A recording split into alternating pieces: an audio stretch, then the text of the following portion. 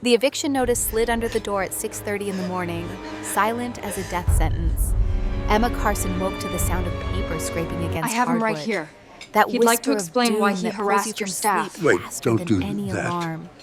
She Too late. sat up in the darkness of her Hell's Kitchen studio, the November cold seeping through single-pane windows that rattled every time a truck passed on 9th Avenue. 72 hours, that's all the document said. 72 hours to produce $3,000 or the marshal would come.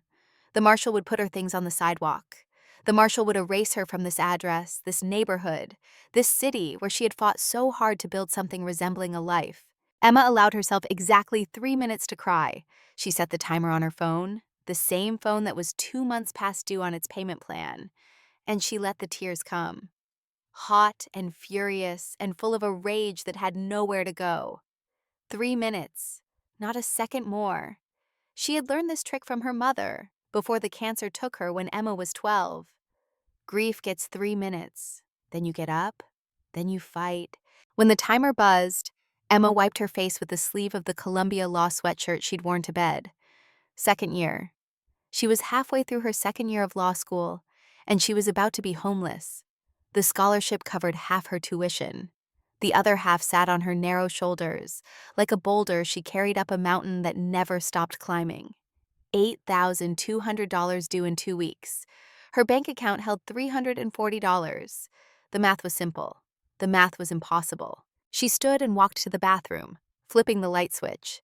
The fluorescent bulb flickered twice before settling into its harsh interrogation. The woman in the mirror looked older than 25. Dark circles bloomed under blue eyes that used to spark with something like hope. Her blonde hair hung limp, unwashed for 3 days because she'd been pulling double shifts at the Monarch and studying for securities litigation between the lunch and dinner rushes. Emma opened the small drawer beside the sink and took out her mother's locket, the only thing of value she owned, the only inheritance from a woman who'd worked herself to death trying to give Emma a better life. Inside the locket, 2 tiny photographs. Her mother on the left, smiling in a nurse's uniform from before the diagnosis. Her father on the right, wearing his factory worker's coveralls, taken the day before the corporate fraud that stole his pension and triggered the heart attack that killed him when Emma was 19. She'd been alone ever since. No siblings, no aunts or uncles who gave a damn, no safety net woven from family money or connections. Just Emma and the dream her parents had died trying to give her. Become a lawyer, fight for people who can't fight back, make their sacrifices mean something. The locket felt warm in her palm. She whispered to the photographs the way she always did when fear threatened to drown her. "Mom, if you're watching, I'm trying. I'm trying so hard. Dad, I haven't given up. I won't give up." But even as she said the words, doubt crept in like the November cold. What if trying wasn't enough? What if hard work and determination were just pretty stories people told to make poverty feel like a choice instead of a trap? At Columbia Law, Emma was the scholarship kid, the one who waitressed while her classmates summered at their father's firms in the Hamptons. Madison Sterling sat 3 seats over in securities litigation, blonde and effortless and cruel in that casual way that came from never having worried about money. Last week, Madison had whispered loud enough for half the class to hear, "She's the one who serves tables. Can you imagine? I'd rather die." Emma had imagined plenty of things in that moment, none of them suitable for a future officer of the court. She closed the locket and hung it around her neck, tucking it beneath her sweatshirt where it rested against her heart. Then she began her transformation ritual, the armor she put on every day to survive in a world that looked right through working people like they were ghosts. Concealer over the dark circles, foundation that almost matched her skin tone, bought from the drugstore because Sephora was a fantasy, mascara to make her eyes look alive, hair pulled back into a tight bun, severe and professional, and designed to make her invisible to the kind of men who thought waitresses existed for their entertainment. The uniform came next, black slacks pressed with an iron that sometimes worked, white button-down shirt, the good one without the stain, black vest that pinched under her arms but looked expensive from a distance. She examined herself in the mirror. The woman looking back could have been anyone, could have been no one. That was the point. Disappear into the uniform, smile when they snap their fingers, survive the shift, collect the tips, pay the rent, stay alive another week. Her phone buzzed. A text from her landlord, Mr. Kowalski. "Emma, sweetheart, I know you're trying, but I got bills too. Saturday morning 3,000 or I gotta call the marshal, I'm sorry." She typed back quickly. "I'll have it, I promise." A promise built on hope and desperation, and the thin chance that Friday night at the Monarch would be busy enough, generous enough, miracle enough to save her.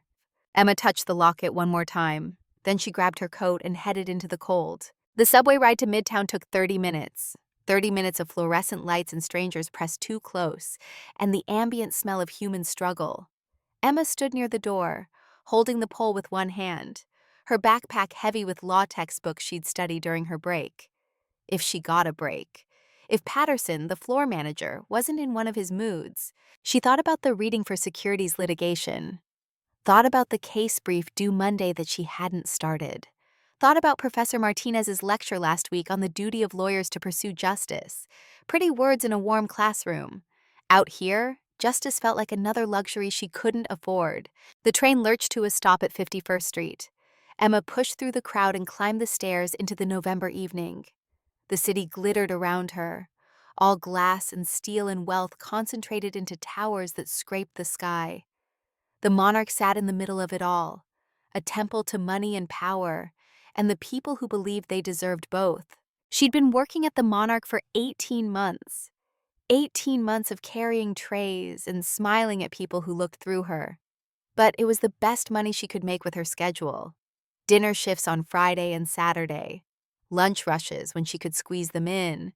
Tips that sometimes, if the stars aligned and the customers were generous, reached $600 in a night. Tonight she needed a miracle. Emma pushed through the employee entrance at the back of the building. The kitchen was already chaos. Chef Laurent screaming in French at a line cook who'd oversalted the béarnaise. Diego, the sommelier, polishing wine glasses with the focused precision of a surgeon. Rosa from the kitchen staff, folding napkins with hands that had been folding napkins in restaurants for 30 years. Rosa saw Emma first. "Mija, you look tired. You eating enough?" Emma smiled, the automatic response. "I'm fine, Rosa. Just a long week." Rosa didn't believe her. Rosa never believed her. But Rosa also didn't push, just slipped Emma a wrapped sandwich from her station. Turkey and Swiss on rye. For later. You work too hard to skip meals. The kindness hit Emma harder than it should have. She blinked back tears, nodded her thanks, tucked the sandwich into her locker. The staff here was closer to family than anyone connected to her by blood. Diego, who always slipped her an extra 20 when he split tips. Terrence, the busboy, who she tutored in algebra during slow afternoons. Rosa, who mothered everyone whether they wanted it or not. Patterson appeared in the doorway of his office, sweating through his shirt collar despite the November cold. "Emma, table 4 is yours tonight." He mopped his forehead with a handkerchief that had seen better days. VIPs, daddy's money types, be fast, don't make eye contact, and for God's sake, don't let them see you sweat. Emma nodded. She knew the tea. Knew to smile and disappear. Knew to take whatever cruelty they dished out because rent was due and pride was expensive. She walked onto the floor at exactly 8:45. The Monarch at night was a different creature than the Monarch at lunch. Dinner service transformed the space into something almost holy. Mahogany panels that cost more than Emma's yearly tuition. Baccarat crystal chandeliers throwing soft light across white tablecloths that were replaced after every seating. The air smelled like truffle oil and aged leather and old money. The kind of money that didn't need to announce itself because everyone already knew. Table 4 sat in the center of the dining room, elevated slightly so its occupants could survey the rest of the restaurant like kings observing peasants. Emma had served that table before. It attracted a certain clientele, young men in expensive suits, trust fund babies playing at being businessmen, the kind who ran up $5,000 tabs and tipped 10% if you were lucky. She scanned the room looking for familiar faces. And then she saw her. Margaret Hayes sat at table 6, tucked into a corner booth near the kitchen doors. Emma recognized her from around the restaurant. She came once a month, always alone, or with one serious-looking companion. Always polite. Always tipped well. But there was something about her that commanded respect. She was older, maybe late 60s, with gray hair swept into an elegant twist. She wore a designer suit that probably cost more than Emma's car, if Emma had owned a car. But she wore it like armor, not decoration. Like someone who had earned everything she had and wanted you to know it. Tonight, Margaret sat across from a man Emma didn't recognize. Older, maybe early 70s, wearing a tweed jacket that looked like it had survived several decades. He had a paperback novel in front of him and a pot of Earl Grey tea, the cheapest item on the menu. Emma didn't have time to wonder about them.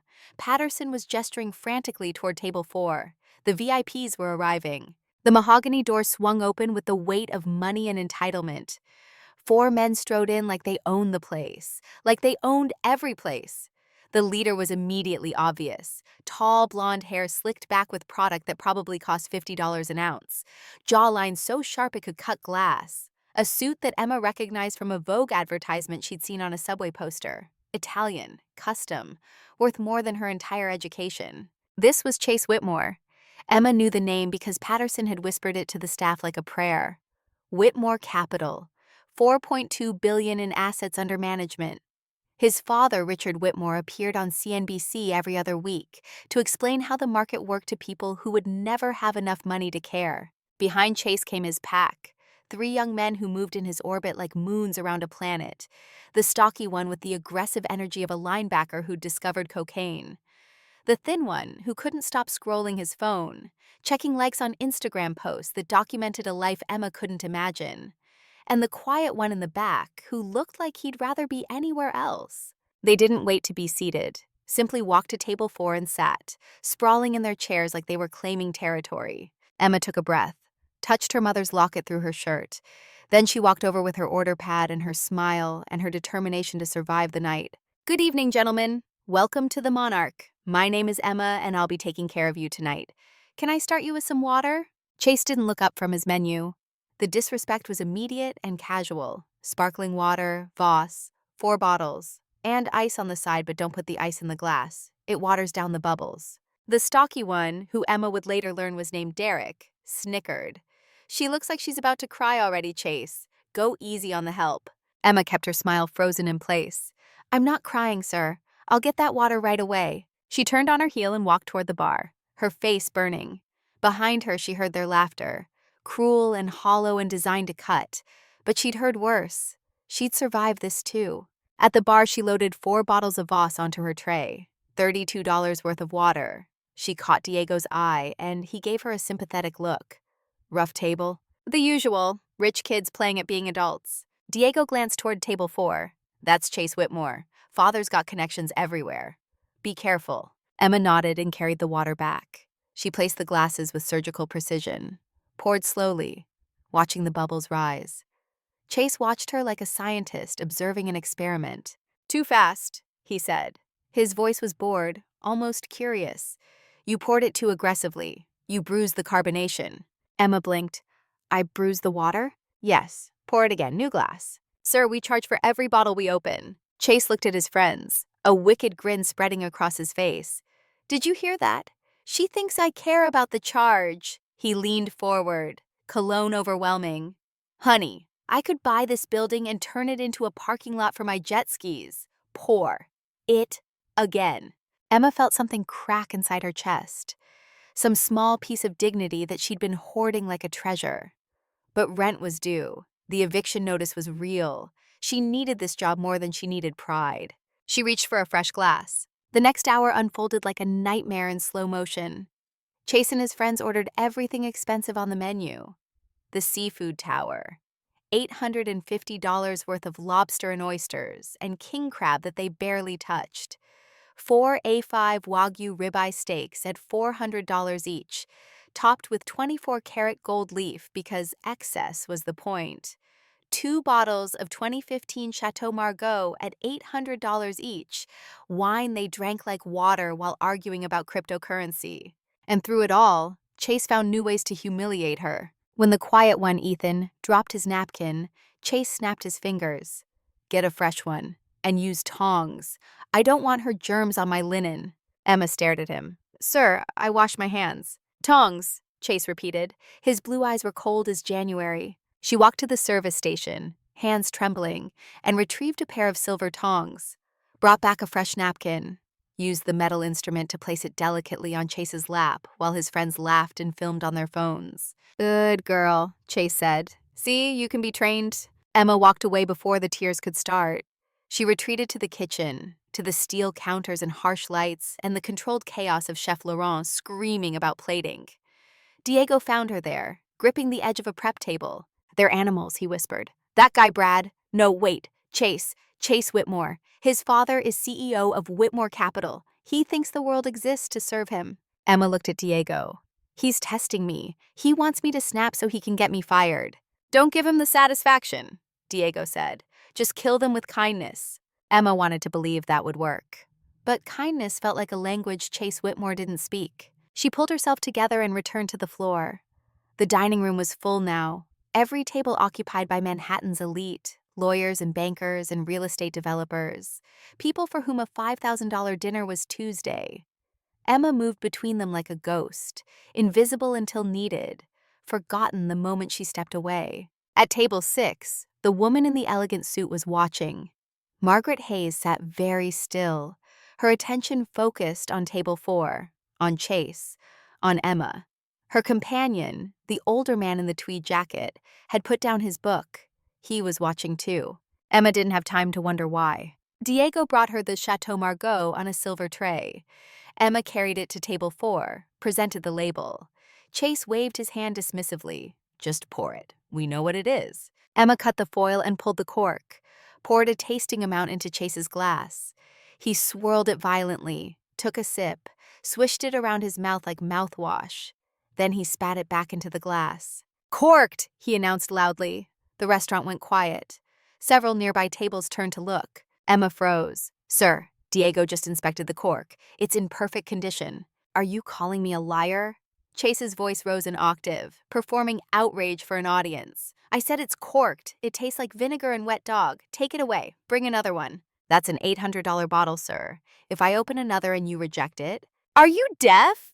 Chase stood up, towering over her. "I said take this swill away." He shoved the glass toward her, and the red wine sloshed over the rim, splashing across Emma's white shirt and the expensive tablecloth, scarlet blooming like blood. "Look what you did!" Chase shouted, pointing. "You clumsy idiot! You almost ruined my suit." "I didn't—" "You pushed it," Emma stammered. She grabbed a towel, dabbing at her shirt. The stain was spreading, a dark mark over her heart. "I did no such thing." Chase lied smoothly. He looked at his friends for confirmation. "She tripped," the thin one said, laughing. "Saw it with my own eyes. Tripped over her own feet." "Incompetent," Derek muttered. Patterson materialized at Emma's elbow, his face pale and sweating. "Is everything all right, Mr. Whitmore?" "No, it is not." Chase smoothed his lapel with exaggerated care. "Your waitress is drunk or something. She spilled wine everywhere and tried to serve us vinegar. I expect this bottle to be taken off the bill." Patterson didn't ask for Emma's side, didn't look at the stain on her shirt or the physics of how the spill had actually happened. At the Monarch, the customer was God, especially when the customer was a Whitmore. "Emma, clean this up immediately. Go to the back and change your shirt." "Mr. Whitmore, I apologize deeply. The bottle is on the house and I will bring a fresh one personally." Emma felt a tear escape, hot and humiliating, tracking down her cheek. She wiped it away furiously. She wouldn't cry in front of them, wouldn't give Chase the satisfaction. As she scrubbed the table, Chase leaned close. His voice dropped to a whisper so Patterson couldn't hear. "Make sure you scrub hard, sweetheart. That's all you're good for. Cleaning up after people who actually matter." Emma's hand stopped moving. White-hot rage flared in her chest, so intense she could taste metal. But she thought of the eviction notice, thought of the tuition bill, thought of her mother and father who died trying to give her a chance. She lowered her head. "Yes, sir." From the corner table, Margaret Hayes had stopped pretending to eat. She sat very still, her gray eyes fixed on the scene. Beside her, the man in the tweed jacket slowly removed his reading glasses. His expression was unreadable, but something had shifted in the air around him. He raised one hand and gestured to Diego. The sommelier approached cautiously.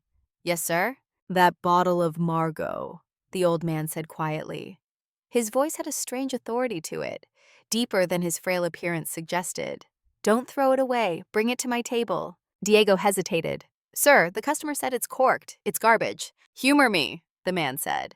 And Diego, despite every instinct that said this was irregular, found himself nodding. He brought the rejected bottle to table 6.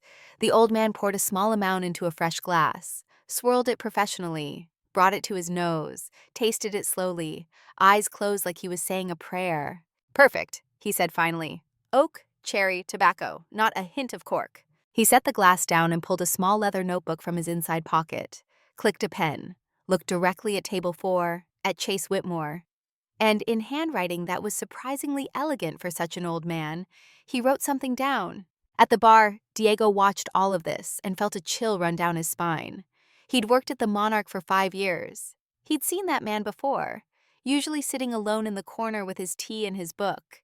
Diego had assumed he was just a neighborhood regular, someone local who liked the quiet. But now Diego wasn't so sure. The rest of the evening blurred together in a cascade of cruelty. By 10:30, the bill at table 4 had climbed past $5,000. They ordered desserts they didn't eat, wines they barely drank. Emma ran the marathon of service, her shirt still stained, her smile growing more brittle with each trip to their table. And then Patterson brought the leather folder containing the bill. Chase opened it and whistled. $5,400. Not bad. I've spent more on a pair of shoes. He studied the itemized list, running his finger down the charges. Then his expression changed. A slow, predatory smile spread across his face. He reached into his pocket, pulled out something small. With sleight of hand that he must have practiced, he dropped the object onto his half-eaten plate of mashed potatoes. Excuse me, Chase said. His voice was loud, theatrical. Excuse me? Emma turned from table 7 where she'd been taking an order. Yes, sir? Do you see this? Chase picked up his plate and thrust it toward her face. Do you see this disgusting thing in my food? Emma looked closely. Lying in the potatoes, dark against the white, was a long black hair. Emma touched her own hair, pulled back tight in its bun, covered by a regulation hairnet. Sir, that's a black hair. I have blonde hair. And the chef is bald. Are you calling me a liar? Chase roared. Are you saying I put this here? This is unsanitary. This is a health code violation. I could have choked. It's clearly not my hair, sir. Emma's voice was shaking, but she stood her ground. Look at it. It's from this dirty restaurant. Chase slammed the plate down and the china shattered, pieces skittering across the floor. I'm not paying for this. In fact, I'm not paying for any of it. You ruined our appetite. You ruined our night. You ate everything, sir. You drank the wine. And then I found this. Chase pointed at the hair like it was a murder weapon. The experience is tainted. Get your manager, now. Patterson rushed over, his shirt soaked through with sweat. Mr. Whitmore, please keep your voice down. What is the matter? Your waitress poisoned my food with hair, Chase said smoothly. And then she accused me of planting it. I've never been so insulted in my life. My father will be hearing about this. He knows the health inspector personally. Patterson looked at the shattered plate, looked at the hair, looked at Chase's $50,000 watch, made his calculation. He turned to Emma. What did you do? I didn't do anything. Emma's voice was breaking. It's not my hair. Look at it, Mr. Patterson. Stop making excuses. Patterson's face was red. He turned back to Chase with a subservient smile that made Emma's stomach turn. Mr. Whitmore, I am horrified. Absolutely horrified. Please allow me to take care of this. I expect the bill to be wiped, Chase said, crossing his arms. All of it. The wine as well. Patterson hesitated. The wine alone was $1,600. Everything, Chase repeated. Or I tweet about this to my 50,000 followers and call the health department in the morning. Patterson swallowed. Consider it done, sir. Please accept our deepest apologies. Emma felt the blood drain from her face. Mr. Patterson, you can't. That's my entire section's revenue for the night. Quiet, Emma, Patterson snapped. His eyes were hard. Chase grinned. He'd won. He picked up the leather folder and tossed it on the floor. Come on, boys, let's go. This place is a dump anyway. They stood up laughing. Derek high-fived Chase. Classic, man. Absolutely classic. But Chase wasn't done. He stopped directly in front of Emma, looked down at her with those cold blue eyes. You know, he said, usually even when I get a meal comped, I leave a tip for the effort. I was going to leave you $100 just for pity. He reached into his wallet, pulled out a crisp $100 bill, held it out to her. Emma reached for it. Her hand was shaking. She needed it, desperately needed it. The eviction notice flashed in her mind. 72 hours, $3,000. As her fingers grazed the paper, Chase let go. The bill fluttered down, down, down, landed in a puddle of spilled wine and steak sauce on the floor. A piece of paper that represented groceries and utilities, and maybe, just maybe, enough to keep the lights on one more week. Oops, Chase said. His smile was poison. Pick it up. Emma stared at the money, at the dirty floor, at the man who thought human dignity was something you could purchase and discard. I said, pick it up, Chase commanded. If you want it, get on your knees and pick it up. Show us where you belong. The restaurant went silent. Every conversation stopped. Every fork paused halfway to every mouth. The ambient jazz music seemed to fade into nothing. All eyes turned to table 4, to Chase Whitmore standing over a young woman in a stained uniform, to the $100 bill soaking in filth. Emma looked at Patterson, her manager, the man who was supposed to protect his staff. He looked away, refused to meet her eyes, refused to intervene. She looked at the other diners, wealthy people in expensive clothes, people who could have said something, could have done something. They watched like it was dinner theater, entertainment to go with their creme brulee. She looked at the money on the floor, thought about the eviction notice, thought about her mother and father in their graves, thought about every sacrifice that had brought her to this moment in this restaurant in this city, that chewed up people like her and spit them out. Slowly, Emma's knees began to bend. Her fingers reached toward the floor, toward the $100, toward the surrender of every shred of dignity she had left. Chase pulled out his phone, started recording. That's it. Good dog. And then a voice cut through the silence like a blade. Stop. Not loud, but absolute. A command that made everyone freeze. Emma's knees stopped moving. She was halfway down, suspended between standing and kneeling, caught in the moment of her own destruction. Chase turned, annoyed. Who said that? Mind your own business, Grandpa. The man from table 6 was standing, the old man in the tweed jacket. He walked slowly, deliberately, toward the center of the room. In one hand, he carried his paperback. In the other, a cane. But he didn't lean on the cane. He held it like he might use it for something else entirely. He stopped between Emma and Chase. Stand up, my dear, he said gently to Emma. Do not kneel for this trash. Chase's face turned purple. Excuse me, who do you think you are? You're just some old bum eating soup in the corner. Get out of my face before I have you thrown out. The old man turned to face Chase. Up close, Emma could see his eyes, gray and hard as steel. He smiled, but there was no warmth in it. You think I'm a bum? The old man's voice was soft, conversational. And you think you're rich? I know I'm rich, Chase scoffed. My last name is Whitmore. I'm worth more than your entire life. The old man chuckled. It was a dry sound. He reached into his inside jacket pocket. Not for a wallet, for a phone. He tapped the screen once, held it up so Chase could see. Funny you mentioned the name Whitmore, the old man said. Because I was just texting the owner of Whitmore Capital. Chase laughed nervously. You were texting my dad? Yeah, right. Like you have his number. I do, the old man said. In fact, I have everyone's number, including the number of the bank that holds the mortgage on this building. And the number of the board of directors for the country club you play golf at. He took a step closer to Chase. You see, son, you have money, daddy's money, but you don't have power. Power is the ability to sit in a corner wearing a $10 jacket and decide whether a boy like you has a future. The old man looked past Chase to where Patterson stood trembling. Patterson, who are you? Patterson's voice came out as a squeak. Who are you? The old man reached into his pocket again. This time he pulled out a card, black metal with a gold crest. Heavy enough that when he held it up, the light caught it and threw golden reflections across the walls. I am Vincent Morrison, he said. I own the Morrison Group, which means I own the bank that owns the holding company that owns this restaurant chain. The color drained from Patterson's face so fast he looked like he might faint. Mr. Morrison, the chairman, we didn't know. No one told us you were coming. I like to inspect my investments anonymously, Vincent said. His voice was cold now, all pretense of the frail old man gone. And tonight I am very disappointed in my investment. But that wasn't all. Margaret Hayes stood from table 6. She walked toward them with the same deliberate grace. Emma had never seen anyone command a room the way this woman did. Margaret stopped beside Vincent, looked at Chase with something like pity mixed with contempt. I'm Margaret Hayes, she said, senior partner at Morrison Legal. And I was where you are 40 years ago, Emma.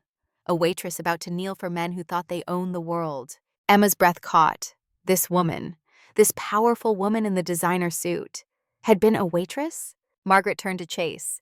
A man like you humiliated me, exactly like this. And another man, kinder than you, gave me a second chance. Vincent Morrison, Margaret continued, introduced me to his mentor, James Harrington. He saved both of us. Chase was shaking now. His friends had backed away. Derek and the phone scroller had literally taken 3 steps backward, creating distance from the blast radius. Vincent pulled out his phone again, didn't ask permission, simply tapped speaker and dialed. The phone rang, once, twice. A voice answered, gruff and impatient. Vincent, it's late. I'm about to step into a board meeting. The voice was unmistakable. Richard Whitmore, Chase's father, the CEO whose face appeared on financial news networks. Richard, Vincent said, I have your son Chase standing in front of me. He seems to think I'm a crazy old bum. There was a terrible pause on the line, then the sound of a chair scraping. He did what? Richard's voice dropped to a temperature that could freeze blood. Vincent's voice remained calm. He also seems to believe the Whitmore name gives him license to abuse service staff and vandalize my property. He's demanding I comp a $5,400 meal after fabricating a health code violation. Put him on, Richard said. The words came out like bullets. Put him on right now. Vincent held the phone toward Chase. Your father would like a word. Chase took the phone with hands that shook so badly Emma thought he might drop it. Dad, listen, this guy is lying. He's exaggerating. I didn't… Shut up. Richard's voice was so loud that everyone in the restaurant could hear it. Do you have any idea who you're talking to? Vincent Morrison owns the controlling stake in our firm, you idiot. He could dissolve the board tomorrow. He could bankrupt us by sneezing. But Dad… Apologize, Richard roared. Do whatever he says. If you walk out of there and Mr. Morrison is not satisfied, don't bother coming home. I'll cut your cards. I'll write you out of the will. I swear to God, Chase, fix this. The line went dead. Chase lowered the phone slowly. The golden boy looked like a man who had just watched his entire world collapse. He turned to his friends for support, but they had abandoned him. Derek was studying the ceiling. The phone scroller had physically moved to another table. Even Ethan, the quiet one, was shaking his head. Vincent turned his gaze to Chase, waited. Chase looked at Emma, really looked at her for the first time all night, saw the exhaustion, saw the stained shirt, saw the humiliation he had caused, and maybe, just maybe, saw her humanity. Vincent's voice was quiet, but every word landed like a judge's gavel. You thought she was weak. You thought she didn't matter. That is your mistake. In my experience, the people who serve our food and clean our floors are the only ones who actually know how the world works. They understand value because they create it. Vincent pointed his cane at the floor. The bill, Mr. Whitmore. The sauce is drying. Chase swallowed hard. Looked at the $100 bill in its puddle of wine and grease. Looked at Vincent Morrison and Margaret Hayes standing together like judges at the end of the world. Slowly, painfully, Chase Whitmore bent his knees. His expensive Italian suit trousers strained against his thighs. Several people in the restaurant gasped. Phones came out. People were recording now. Chase's knees hit the hardwood floor with an audible sound. He reached out with a trembling hand, pinched the corner of the soggy $100 bill between 2 fingers. The money dripped red wine like blood. Stand up, Vincent commanded. Chase stood, held the dirty money. Looked like he wanted to die. Now, Vincent said, apologize, and mean it. If I detect even a hint of sarcasm, I call your father back. Chase turned to Emma. His eyes were wet. His face had crumpled. I'm sorry. His voice cracked. I'm so sorry. I was a jerk. I lied about the hair. I made a mess. I'm sorry. Emma didn't feel triumph, didn't feel vindicated. She just felt tired, bone deep, exhausted. She looked at Chase and saw a man who had just learned a lesson he should have learned decades ago. Just go, Emma whispered. Just leave. Not yet, Vincent said. He turned to Derek, the phone scroller, and Ethan. The bill is $5,400. Since Mr. Whitmore is having a bad night, I think it's only fair that his friends pay the tab. Vincent's smile was sharp as broken glass. Split it 3 ways, now, and tip 50%. Or I call your father's next. The 3 men scrambled for their wallets so fast they nearly knocked over chairs. Credit cards hit the table. No one argued. No one spoke. Vincent looked at Chase one final time. You're banned from this restaurant. from every restaurant in my group. If I see your face in any of my establishments again, I'll have you arrested for trespassing. Get out." Chase ran. Didn't wait for his friends, didn't look back, just sprinted for the mahogany doors, pushing through them so hard they slammed against the walls. The door swung shut. The sound echoed in the silent restaurant. Vincent turned to Patterson. The manager was visibly shaking. Sweat poured down his face. He attempted a smile. "Mr. Morrison, sir, what a surprise. If we'd known you were visiting, we would have prepared the private suite." Vincent interrupted him. "You would have saved me the trouble of seeing the truth." He walked toward Patterson, slowly. The sound of his cane against the hardwood was like a countdown. "I sat in that booth for 2 hours," Vincent said. "I drank your tea. I read my book. And I watched you hover around that table like a nervous dog, desperate for scraps from a boy who hasn't earned a dime in his life." Patterson tried to speak. "Sir, I had to protect the restaurant's reputation." "The reputation?" Vincent's voice rose. "You think that is the scandal?" "No, Patterson. The scandal is that you stood there and watched him force her to her knees." Vincent pointed at Emma with his cane. "When you allowed that to happen, you didn't just fail her. You failed me. You failed the very concept of leadership. A manager's job isn't to protect the profits from the people. It's to protect the people who make the profits." Vincent held out his hand, palm up. "Your keys." Patterson's face went white. "Sir, the keys to the office, the swipe card for the register, that pin on your lapel that says General Manager."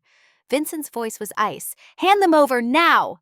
"But I've worked here for 10 years. "You can," Vincent said. "And I just did." "You're done, Patterson. Blacklisted. I will personally ensure that no restaurant in this city, from the 5-star hotels to the burger joints, will ever trust you with staff again." Patterson unpinned his name tag with shaking hands, dropped the keys into Vincent's palm. He looked small, defeated, empty. "Get out," Vincent whispered, "before I have security throw you out like the trash you allowed into my dining room." Patterson walked through the kitchen doors without looking back. His footsteps faded. A door slammed somewhere in the back. The restaurant exhaled. Vincent turned to Emma. She was still standing there, frozen, her mind struggling to process what had just happened. Margaret approached and handed Emma a handkerchief, white linen, embroidered with initials. "Breathe, sweetheart. You're safe now." Emma took the handkerchief, dabbed at her eyes. I almost knelt. Margaret's voice was gentle.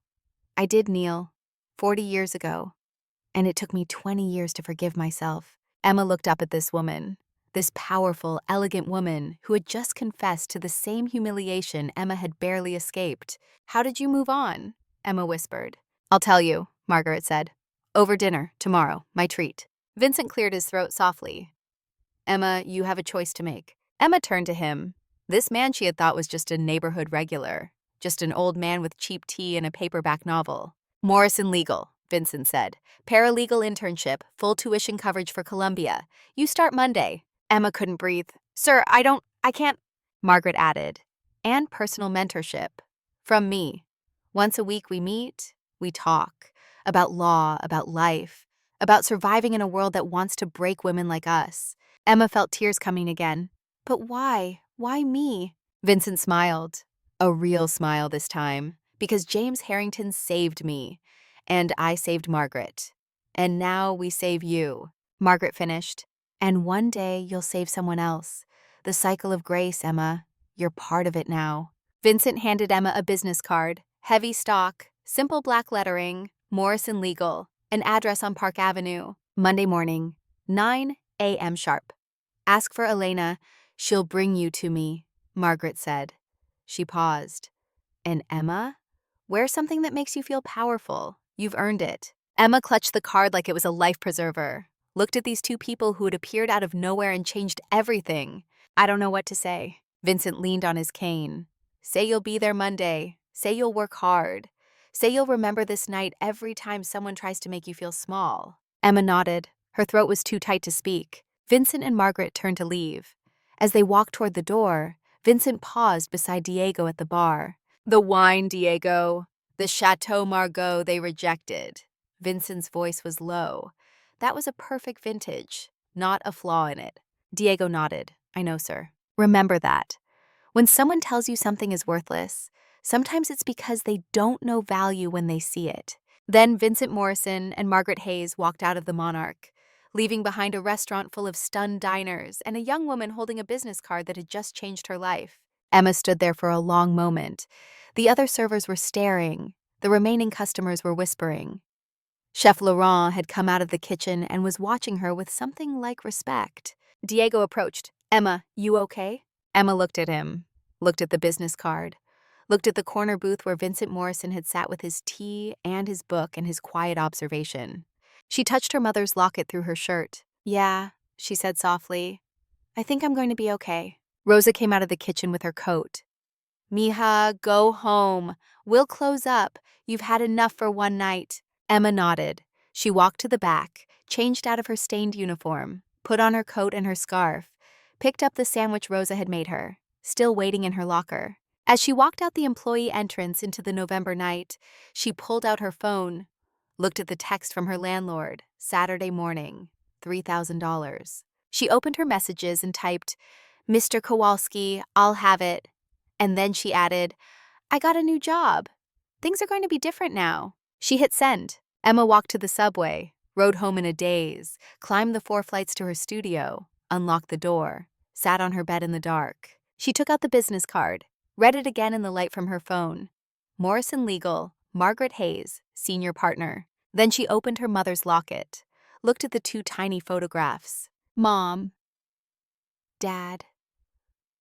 She whispered to them the way she always did. I think someone saw me tonight, really saw me, the way you always did." She closed the locket, set the business card on her nightstand where she'd see it first thing in the morning. And for the first time in 6 years, since her father had died and left her alone in the world, Emma Carson let herself believe that maybe, just maybe, she was going to make it after all. 3 blocks away, in a penthouse apartment overlooking Central Park, Chase Whitmore sat in the dark. His phone buzzed. A text from his father. "Don't come to the office Monday. Don't call me. You're suspended from the company pending review. Your credit cards are frozen. Your apartment lease is in my name. You have 30 days to prove you're not a complete failure." Chase stared at the text. Then he looked at the $100 bill he still held, stained with wine and grease and the destruction of everything he thought he was. And in a corner booth at an all-night diner in Midtown, Vincent Morrison and Margaret Hayes sat across from each other, 2 cups of coffee between them. They didn't speak for a long time. Finally, Margaret said, "She reminds me of myself."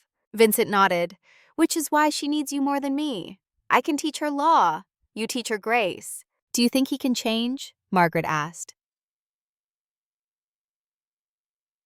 "The boy. Chase." Vincent stared into his coffee. "I don't know. But Emma will teach us. She has something we had to learn the hard way." "What's that?" Vincent looked up. His gray eyes were tired, but there was light in them. Hope. The ability to see humanity even in the worst people. To offer second chances even when they're not deserved. That's not justice, Margaret, that's grace. And that's what will save her. And maybe, if we're lucky, it will save him, too. They sat in silence, 2 people who had been saved, who had spent decades saving others, who had just set in motion a cycle that neither of them could fully predict. Outside, November rain began to fall, washing the streets, cleaning the city, preparing for something new. Monday morning arrived dressed in winter sunlight that made Manhattan look almost forgiving. Emma stood at the base of Morrison Tower, her neck craned back to see where glass and steel disappeared into clouds. 90 stories. She had counted them on the website last night when sleep wouldn't come, when her mind kept replaying Friday night on an endless loop. The kneeling, the phone call, the business card that sat in her coat pocket like a small miracle. She wore a suit borrowed from her college roommate who'd graduated 2 years ahead and landed a position at a consulting firm. The suit was charcoal gray and slightly too big in the shoulders, but Emma had safety pinned the waist and rolled the sleeves just enough that it almost looked intentional. Her shoes were from Target, black pumps that pinched her toes but looked professional from a distance. Her mother's locket hung beneath the white blouse, warm against her heart. The lobby of Morrison Tower was a cathedral of commerce, marble floors polished to mirrors, a security desk manned by 3 guards in crisp uniforms, young professionals rushing past with Starbucks cups and leather briefcases. their footsteps echoing off walls that seemed to whisper about money and power, and belonging to a world Emma had only ever observed from the outside. She approached the security desk. Her voice came out smaller than she intended. Emma Carson. I have an appointment with Margaret Hayes at Morrison Legal. The guard, a black man in his 50s with kind eyes, checked his tablet. Yes, Ms. Carson. Ms. Hayes is expecting you. 78th floor, elevator bank C. He handed her a visitor badge. And Ms. Carson? He smiled. Welcome to Morrison Group. The gesture was small, but it steadied her. Emma pinned the badge to her lapel and walked to the elevators, trying not to look like someone who didn't belong. The elevator was glass on 3 sides. As it climbed, Manhattan unfolded beneath her. The grid of streets, the parks like green lungs, the rivers catching morning light. Emma watched the city shrink and felt something shift in her chest. She had been looking up at these buildings her whole life, looking up at the people who worked inside them, and now she was rising, literally rising. The doors opened on the 78th floor, and Emma stepped into a world of quiet luxury. Cream-colored carpets, abstract art on the walls, a reception area where a woman sat behind a curved desk made of wood so dark it looked like solidified night. The woman looked up and smiled. You must be Emma. I'm Elena Rodriguez, Ms. Hayes' assistant. She stood, and Emma noticed she was wearing a suit that probably cost more than Emma's tuition. But her eyes were warm, welcoming. Ms. Hayes told me about Friday night, Elena said quietly, as she led Emma down a hallway lined with offices. What happened to you was wrong, and what you're about to receive is earned. Remember that. You earned this. Emma's throat tightened. Thank you. They stopped at a corner office. The door was already open. Elena gestured her inside. Ms. Hayes prefers Margaret once you know her, but let her tell you that herself. The office was not what Emma expected. She had anticipated something cold and corporate, a monument to achievement. Instead, the space felt warm, lived in. One wall was entirely windows overlooking the city. Another wall was covered in photographs. Not the usual ego wall of handshakes with politicians and award ceremonies. These were personal, family photographs, 2 adult daughters, grandchildren, an older man who must have been Margaret's husband, smiling in a garden. And there, in the center, a photograph that made Emma stop breathing. It showed a young woman in a diner uniform, late 20s, tired eyes but a determined set to her jaw. The photograph was black and white, slightly faded, dated 1978, in careful handwriting at the bottom. That's me, said a voice from the doorway. 6 months before James Harrington changed my life. Emma turned. Margaret Hayes stood there in a navy suit that made her look like she could run the world before breakfast. But her eyes were soft. She walked to the photograph and touched the frame gently. I keep it here to remind me. When I'm negotiating billion-dollar deals and deposing CEOs, I look at her, at who I was, and I remember that power is a responsibility, not a right. She turned to Emma. Please, sit. Coffee? Tea? They sat on a leather sofa near the windows. Elena brought coffee in bone china cups. Then she left, closing the door softly. Margaret studied Emma over the rim of her cup. How are you feeling? Overwhelmed, Emma admitted. Grateful, confused. I keep thinking I'm going to wake up. It's real, Margaret said. Vincent and I discussed this Saturday morning. We want to offer you a full scholarship to Columbia Law. Complete tuition coverage for the remainder of your degree. In exchange, you'll work as a paralegal here at Morrison Legal. 20 hours a week during the school year. Full-time during summers. Emma set her cup down because her hands were shaking. I don't know what to say. Say yes, Margaret said simply, and then say you'll meet me for dinner every Friday. No work talk, just 2 women who've walked similar paths, sharing a meal. Why? Emma's voice cracked. Why are you doing this? Margaret was quiet for a long moment. She looked out at the city. When I was 28 years old, I was working at a diner in Boston. A group of young bankers came in one night, drunk, entitled. They ran up a huge bill and then refused to pay, claiming the food was bad. When I objected, one of them made me get on my knees to pick up the tip he'd thrown on the floor. Emma felt ice in her stomach, like Chase. Exactly like Chase, Margaret confirmed. His name was Vincent Morrison. He was 27. He was cruel and arrogant and convinced the world owed him everything. Emma's mind reeled. Vincent? The man who saved me? Margaret smiled. The very same. An old man named James Harrington owned that diner. He was also a self-made millionaire who'd started a real estate investment firm. He saw what Vincent did to me, and instead of just throwing Vincent out, he gave him a choice. What choice? Work as a busboy for 1 week. Learn what real work feels like. Or be blacklisted from every business James owned, which was considerable. Margaret's eyes grew distant with memory. Vincent took the job, and that week changed him. Changed both of us, actually, because James also offered me a scholarship to law school. Said I had fire and intelligence and deserved a chance. Did Vincent really change? Emma asked. Or did he just learn to hide it better? Margaret's laugh was unexpected. That's exactly what I asked James. He said time would tell. And it did. Vincent worked his way up James's company, eventually became CEO. When James died, Vincent bought the company and renamed it Morrison Group. And for 40 years, he's been paying forward what James gave him. She looked at Emma. You're part of that chain now. James saved Vincent. Vincent saved me. We're saving you. And one day you'll save someone else. What if I fail? Emma whispered. Then you'll fail, Margaret said. But you'll fail trying, and that's all any of us can do. They talked for 2 more hours. About law school. About the cases Emma would work on. About the culture at Morrison Legal, which Margaret described as cutthroat but fair. Then Margaret walked Emma to her new workspace. A small cubicle near the paralegal pool. Nothing fancy, but it had a nameplate. Emma Carson, Junior Paralegal. Emma touched the nameplate like it might disappear. Start tomorrow, Margaret said. 9 a.m. sharp. And Emma, dress for the job you want, not the job you have. You're going to rise fast here if you work hard. So start looking like you belong in the corner office. That night, Emma called her father's grave.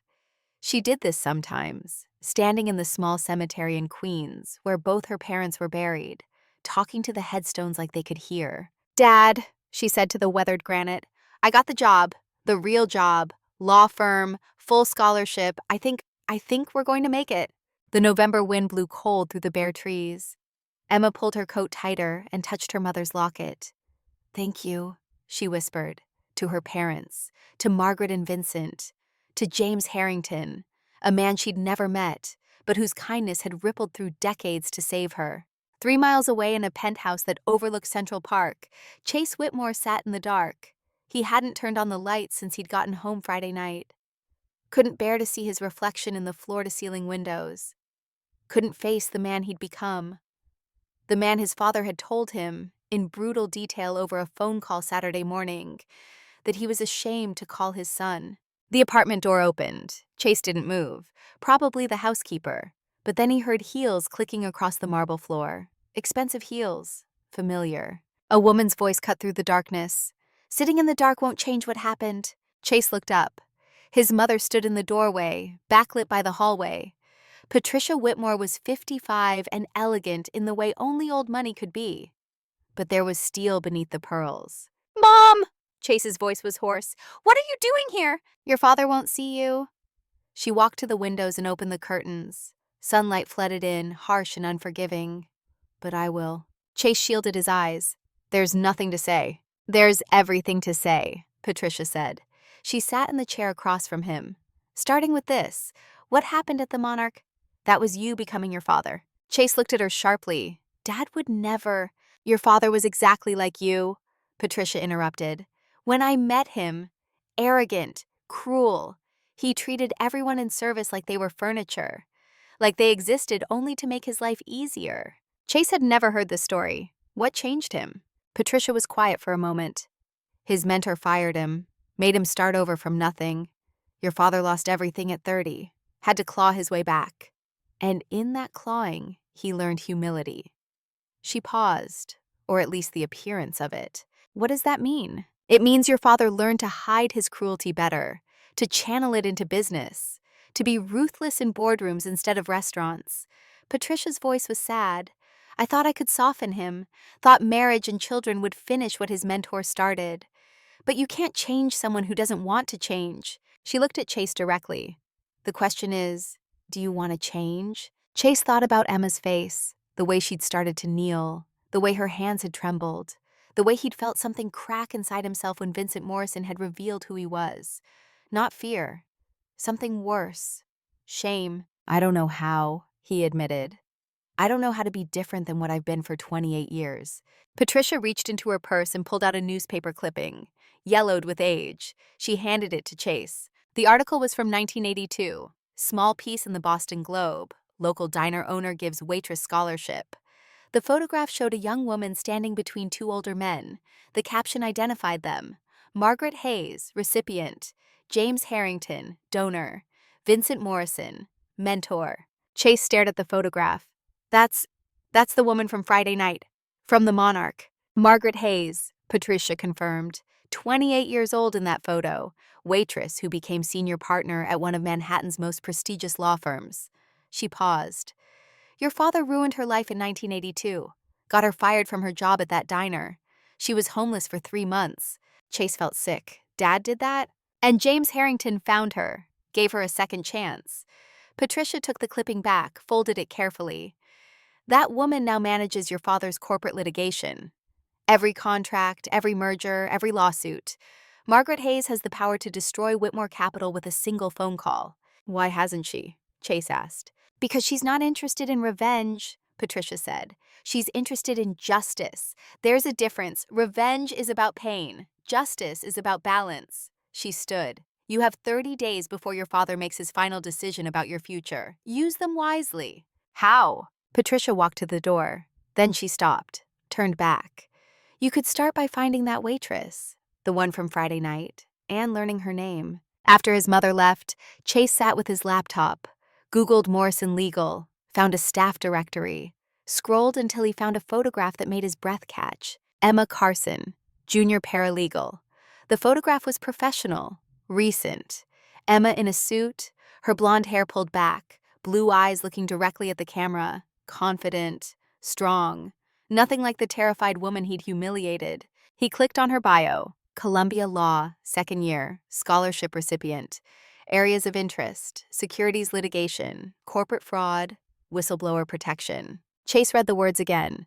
Corporate fraud, whistleblower protection. She wanted to fight people like him, people like his father, people who thought money made them untouchable. He closed the laptop and sat in the expensive silence of his penthouse.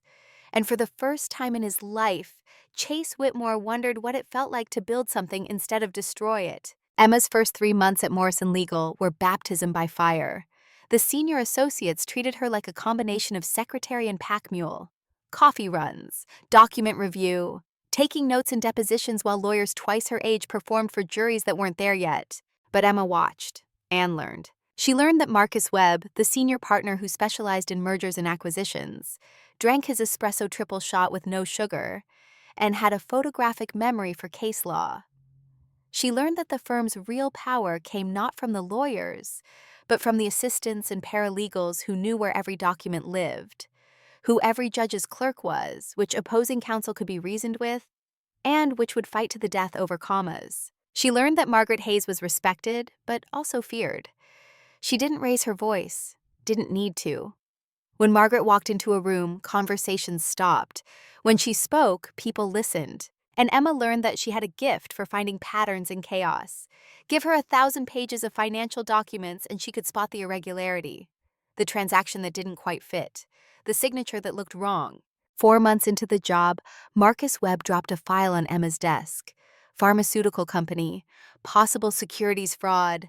The SEC is sniffing around. I need you to review the last 3 years of financial statements and flag anything questionable. Emma worked through the night, went through every line item, every footnote, every disclosure.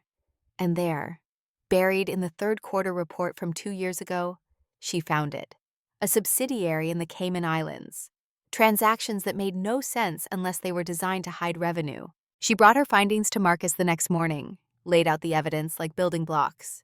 Marcus stared at her analysis, then at her. How long did this take you? 8 hours, Emma said. It would have taken our senior associates 2 weeks to find this. Marcus picked up his phone. Margaret, you need to see what Carson found. 20 minutes later, Emma was in Margaret's office, explaining the pattern she'd discovered.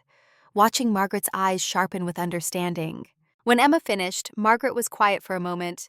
Then she smiled. You just saved our client from an SEC investigation. And possibly prison. She looked at Emma. How would you like to work this case? Not just research, actual casework. Emma's heart hammered. I'm just a paralegal.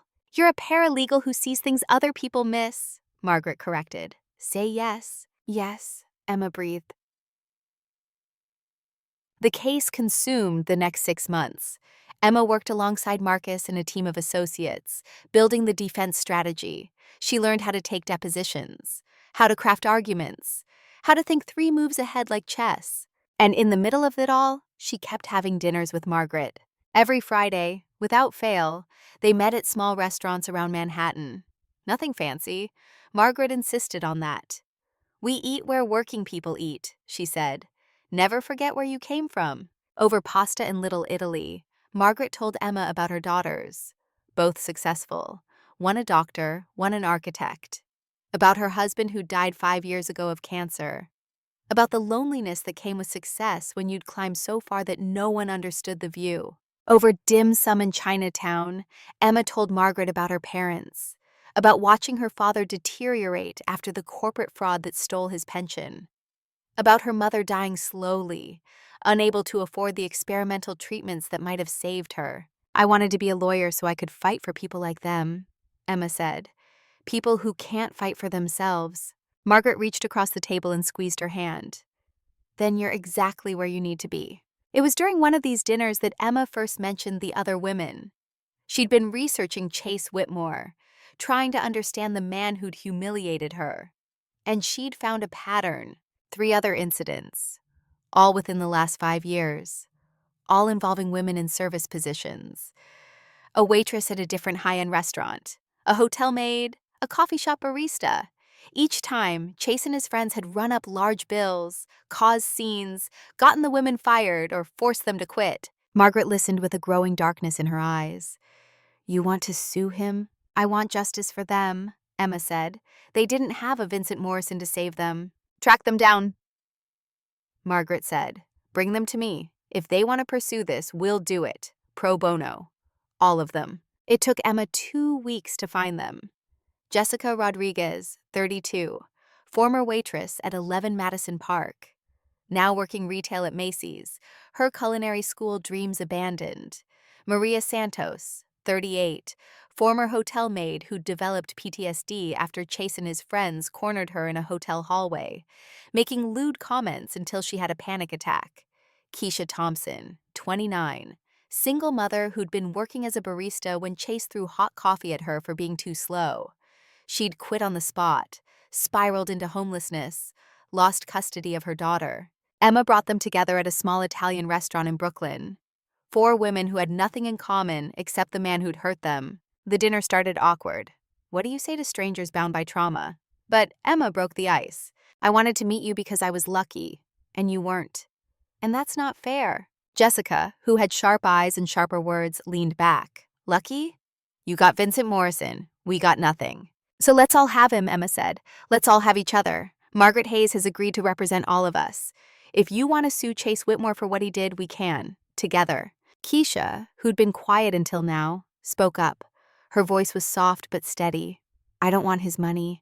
I want him to understand what he did. I want my daughter to see that powerful people can't just destroy us without consequences. Maria nodded.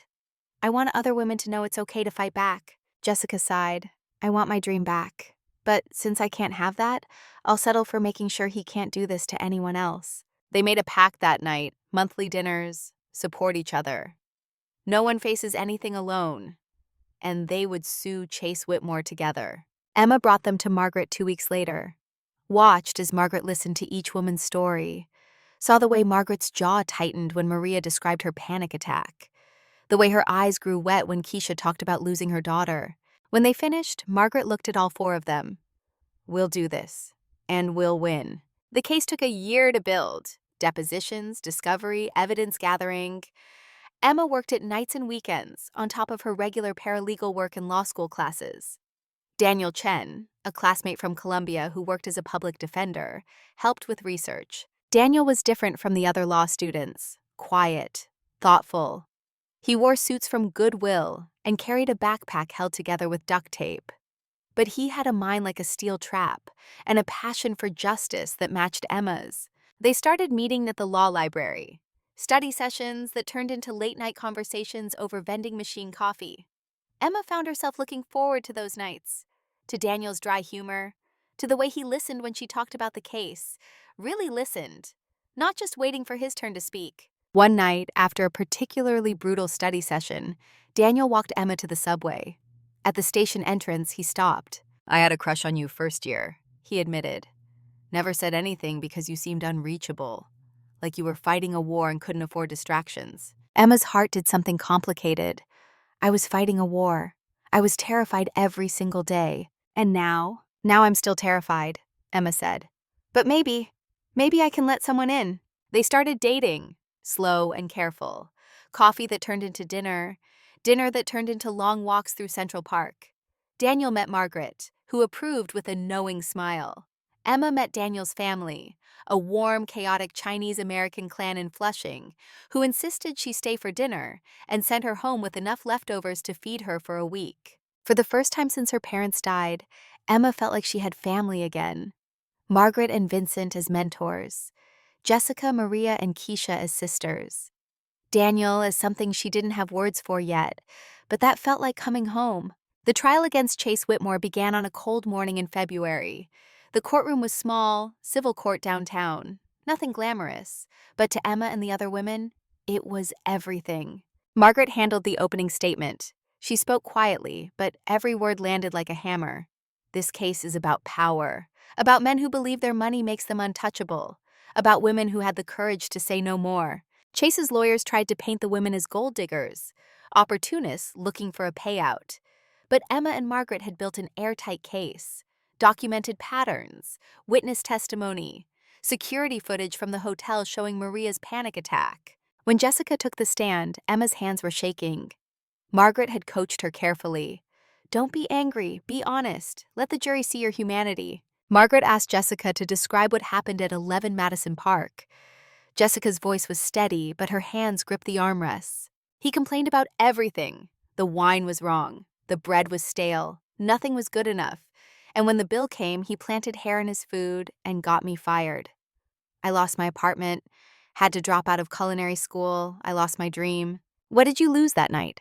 Margaret asked gently. Jessica's composure cracked. "Everything. I lost everything." Several jury members were crying. One man in his 60s, who reminded Emma of her father, wiped his eyes with a handkerchief. Chase sat at the defense table looking uncomfortable. His lawyers had told him to show no emotion. But Emma could see the cracks, the way his jaw tightened, the way he couldn't quite meet Jessica's eyes. When it was Chase's turn on the stand, Emma expected him to lie, to deny, to deflect. Instead, something strange happened. Margaret asked him point blank, "Do you remember Jessica Rodriguez?" Chase hesitated. Then quietly, not specifically, "You don't remember destroying her life?" Chase's lawyer objected, but the judge allowed it. Chase sat there, silent, his face working through emotions Emma couldn't read. Margaret changed tactics. "Mr. Whitmore, have you ever been afraid? Truly afraid?" Chase looked up, caught off guard. What? Afraid you'd lose everything? Afraid you'd end up alone?" "Yes," Chase admitted. His voice was barely audible. "That's what you made these women feel," Margaret said. "Every day. For years." She paused. "I forgive you for what you did to me 40 years ago. But these women deserve justice." Emma watched Chase's face crumble, watched something break behind his eyes. And for just a moment, she saw not a monster, but a man who'd been taught wrong and was just beginning to understand how wrong. The jury deliberated for 5 hours. When they came back, the 4 women stood. In the matter of Carson, Rodriguez, Santos, and Thompson versus Chase Whitmore, we find for the plaintiffs compensatory damages of $4,200,000, punitive damages of $10 million. The courtroom erupted. Emma, Jessica, Maria, and Keisha held hands and cried, not from triumph, from something more complicated, relief, acknowledgement. The system had seen them, had said their pain mattered. But the judge wasn't finished.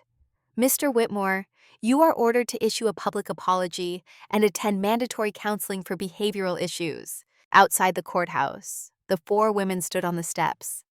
Reporters called questions, but they ignored them. Just stood together, arms linked, breathing in the February cold. "I don't feel better," Maria said softly. "I thought I would, but I don't." Emma understood. "Because money doesn't heal wounds. Time does. We do." She looked at her sisters.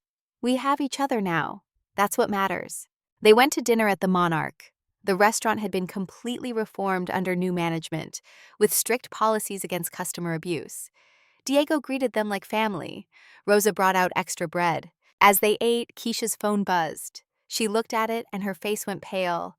"My lawyer, I got custody back. Full custody of my daughter."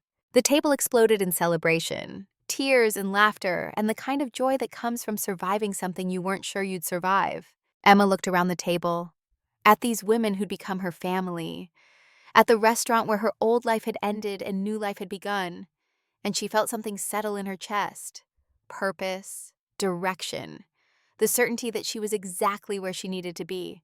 2 months after the trial, Emma and Daniel were studying in his tiny apartment when he put down his book. "I love you," he said. "No preamble, no warning." Emma looked up. "Everyone I love leaves. My parents. Everyone." "Then we'll have had this time," Daniel said. "And it will have been worth it." Emma crossed the room and kissed him. "I love you too." They moved in together that summer. A small apartment in Astoria with a kitchen the size of a closet and radiators that clanged all winter. But it was theirs, their first home together. At Morrison Legal, Emma continued to rise. Margaret promoted her to junior associate after she passed the bar. Marcus grudgingly admitted she had talent. Vincent, who Emma now had coffee with monthly, told her she reminded him of Margaret at that age, brilliant and fierce and unwilling to compromise her values for convenience. One Friday dinner, 3 years after that night at the Monarch, Emma floated an idea to the sisters. What if we started something? A foundation to help other women like us. Keisha, who'd gotten her nursing degree and was working at Mount Sinai, leaned forward. "Like what?" "Support for service workers facing harassment, legal help, scholarships, mental health resources."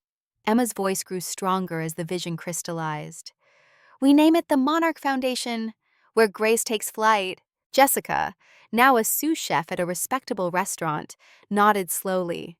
"I could teach cooking classes, help women get into culinary school." Maria, working as a trauma counselor, added, "I could run support groups, help women process what happened to them." Keisha smiled. "Financial literacy classes. So many women don't know how to manage money. We could teach them." They started planning that night, drew up a mission statement on napkins, dreamed about the women they'd help, the lives they'd change. Emma brought the idea to Margaret and Vincent the following week. They met in Vincent's office, the first time Emma had been there. It was surprisingly modest. No ego wall, just books and a single photograph of a man Emma didn't recognize. "That's James Harrington," Vincent said, following her gaze. "The man who saved my life." Emma presented the foundation idea, watched as Vincent and Margaret exchanged a look she couldn't quite read. "We'll seed it," Vincent said. "Morrison Group will provide the initial funding. $500,000 to start." Emma's jaw dropped. We can't accept that much." "Yes, you can," Margaret said. "And you will. Because this is exactly the kind of thing Vincent and I dreamed of when we started our careers.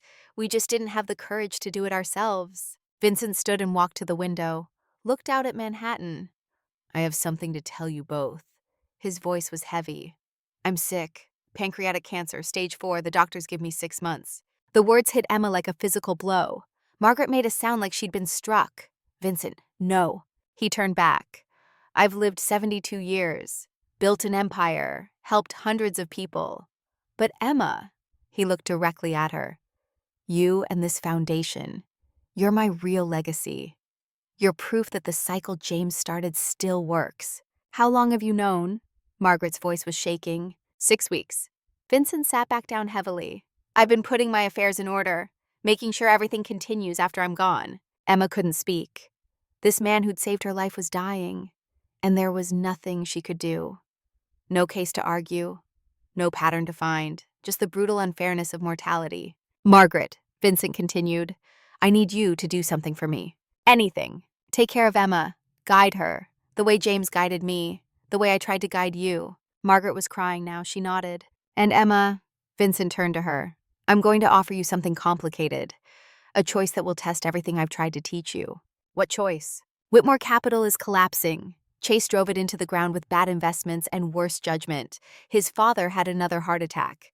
The company is being liquidated. Morrison Group is considering acquiring their assets. Emma's pulse quickened. What does that have to do with me? Vincent pulled a thick file from his desk, slid it across to Emma. I want you to handle the acquisition. You'll be lead counsel, and you'll decide what happens to Chase Whitmore. Emma stared at the file like it might bite her. I can't. I'm too close. I hate him. Do you? Vincent asked softly. Still? Emma opened her mouth to say yes, but the word wouldn't come. She thought about Chase on the witness stand, the way his voice had broken, the way he'd looked at the four women like he was seeing ghosts of everyone he'd hurt. I don't know, she admitted. Then you have 6 months to figure it out, Vincent said. The same 6 months I have left. Let's see what we both learn before the end. Emma carried the file home that night, didn't open it, just set it on the table and stared at it while Daniel made dinner. What's in there? He asked. The power to destroy someone, Emma said, or save them. I'm not sure which is right. Daniel sat beside her, took her hand. You'll figure it out. You always do. But Emma wasn't so sure, because for the first time since that night at the Monarch, she had real power. The power Vincent and Margaret had spent years teaching her to wield responsibly. And the man on the other end of that power was the same man who tried to make her kneel. The question was simple. Could she offer him the same grace she'd been given? Or would she do what he deserved and watch him fall? Emma opened the file, started reading, and in a penthouse across town, Chase Whitmore stared at a letter from his father's lawyers. Notification that Whitmore Capital was being acquired, that his last connection to his family legacy was being sold to Morrison Group, and that the attorney handling his case was Emma Carson. Chase sat with that information for a long time. Then he did something he hadn't done since he was a child. He got on his knees, not because someone made him, but because he needed to pray, to whatever God listened to men like him, for mercy he knew he didn't deserve. And in an office 78 floors above Manhattan, Vincent Morrison closed his eyes and hoped he'd taught Emma well enough, that she'd understand grace wasn't about deserving. It was about choosing to be bigger than your pain.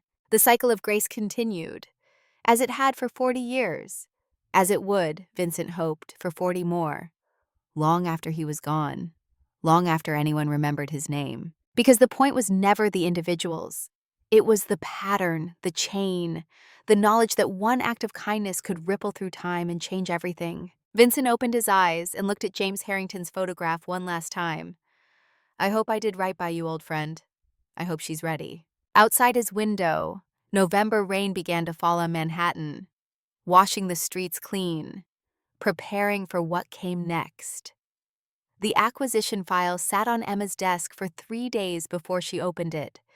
3 days of staring at the manila folder like it contained a bomb instead of financial documents. 3 days of Margaret catching her eye across the office and saying nothing, waiting, trusting Emma to make her own choice. On the 4th day, Emma finally opened it. The numbers told a story of spectacular failure. Chase Whitmore had taken a company worth $4.2 billion and driven it into the ground in less than 5 years.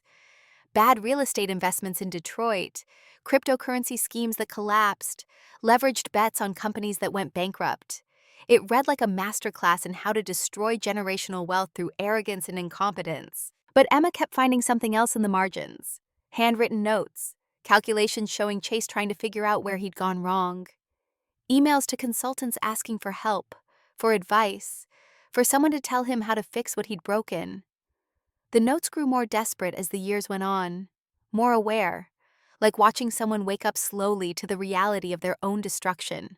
Emma closed the file and picked up her phone. She knew a private investigator who did work for Morrison Legal. Discreet, thorough. She needed to know if Chase's change was real or performance. Follow him for 60 days. Emma said when the investigator answered. I need to know who he is when no one's watching. The investigator's report arrived 6 weeks later. Emma read it alone in her apartment while Daniel was at work. The photograph showed a man she barely recognized as the golden boy from the Monarch. Chase Whitmore now lived in a modest apartment in Queens, not the penthouse overlooking Central Park, but a studio walk-up near the subway. He'd taken a job as a junior analyst at a small investment firm for $50,000 a year, a 90% pay cut from his previous life. The report detailed his routine: up at 6, subway to work, lunch at his desk, home by 7. But it was the weekends that caught Emma's attention. Every Saturday morning, Chase volunteered at a soup kitchen in the Bronx, served meals, washed dishes, talked to homeless men who probably had no idea they were being served by someone who used to be worth millions. Every Sunday, he visited his father in the hospital. Richard Whitmore, recovering from his second heart attack, refused to see Chase. But Chase went anyway, sat in the waiting room for hours, just in case his father changed his mind. The investigator had included surveillance photos. Chase at the soup kitchen, his sleeves rolled up, smiling at an elderly veteran. Chase outside the hospital, head bowed, shoulders slumped with the weight of rejection. Chase at an AA meeting, even though he wasn't an alcoholic. The meetings were labeled humility groups, court-ordered from the civil trial. Emma studied the photographs for hours, looking for the performance, the calculation, the sign that this was all an act designed to rehabilitate his image. But all she saw was exhaustion, genuine effort, the kind of trying that came from someone who'd hit bottom and was clawing his way back not to the top, but to something resembling human decency. She called her therapist. Dr. Sarah Kim had been helping Emma process the trauma from the monarch for 2 years now. Twice a month, Emma sat in the small office in Chelsea and talked about nightmares where she was perpetually kneeling, where the $100 bill floated just out of reach no matter how far she bent. Dr. Kim listened as Emma described the dilemma. The power to decide Chase's fate, the evidence of his transformation, the voice in her head that said he deserved nothing, and the quieter voice that sounded like Margaret and Vincent asking what justice actually looked like. The question isn't whether he deserves forgiveness, Dr. Kim said. It's whether you can offer it without losing yourself. How do I know the difference? Emma asked. You'll know, Dr. Kim said, when you can think about him without your hands shaking. Emma looked down. Her hands were trembling. She clenched them into fists. That night, Emma called an emergency dinner with the sisters. They met at their usual Italian place in Brooklyn. Jessica, Maria, and Keisha arrived to find Emma already there, a bottle of wine half empty. I need your advice, Emma said without preamble. Chase Whitmore, the acquisition. I have the power to destroy him completely or offer him a second chance. What should I do? The women were quiet. Maria spoke first, her voice soft. I spent 3 years wanting revenge, wanting him to feel what I felt. But you know what I realized? My pain doesn't go away just because he suffers. Jessica nodded. I got my settlement. I'm back in culinary school. I'm building my dream again. His destruction doesn't add anything to that. Keisha, who'd been silent, looked at Emma directly. My daughter asked me last week why I'm still angry. She's 6. She doesn't remember the homelessness, the shelter, the nights I cried myself to sleep. All she knows is her mama is safe now and we have a home. And I realized I was holding on to anger for me, not for her. So you think I should show him mercy? Emma asked. We think you should do what lets you sleep at night, Jessica said. Whatever that is, we support you. Emma drove home through Manhattan, past Morrison Tower where her office light was still on 78 floors up. Past the Monarch where Diego was probably closing up for the night. Past Columbia Law where she'd spent so many desperate hours wondering if she'd make it. She'd made it, despite everything. Despite Chase Whitmore's cruelty. Despite the eviction notices and the fear and the night she'd gone to bed hungry because rent came before food. She'd made it. And the question was whether the man who tried to break her deserved the same chance she'd gotten. Vincent called her the next morning. His voice was weaker than it had been a month ago. The cancer was progressing faster than the doctors had predicted. Emma, can you come by my office? There's something I need to tell you. Emma found Vincent in his usual chair by the window. But he looked smaller somehow, the disease eating him from the inside. Margaret was already there, sitting beside him, holding his hand. I need to tell you about Sophia, Vincent said. My daughter. I know, Emma said gently. She died from an overdose. I'm so sorry. No, Vincent shook his head. That's what I told people, because I was ashamed. Sophia is alive. Emma's world tilted. What? Vincent gestured to the photograph on his desk, the one Emma had seen before but never really looked at. A woman in her 40s with Vincent's gray eyes and a social worker's badge. Sophia Morrison, it read. Brooklyn Community Services. She was a waitress, Vincent said. 20 years ago. Her boss sexually harassed her. She reported it and got fired. I didn't believe her at first. Thought she was exaggerating, making excuses for why she'd lost another job. Vincent's voice broke. By the time I believed her, she'd already started using heroin. She was trying to numb the pain of not being believed by her own father. Margaret squeezed his hand.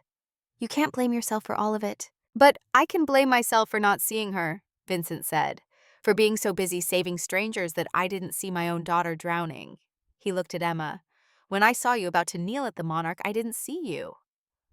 I saw Sophia. I saw the daughter I failed. And I thought, not again. Not on my watch. Emma felt tears streaming down her face. Vincent, I didn't know. That's why you can't make me your hero, Vincent continued. I'm a man who made terrible mistakes, who saved you to atone for not saving her. He paused. I want you to meet her. Sophia, before I die. They met the next day at a coffee shop in Brooklyn. Sophia Morrison was 45, with her father's steel in her eyes but something softer around the edges.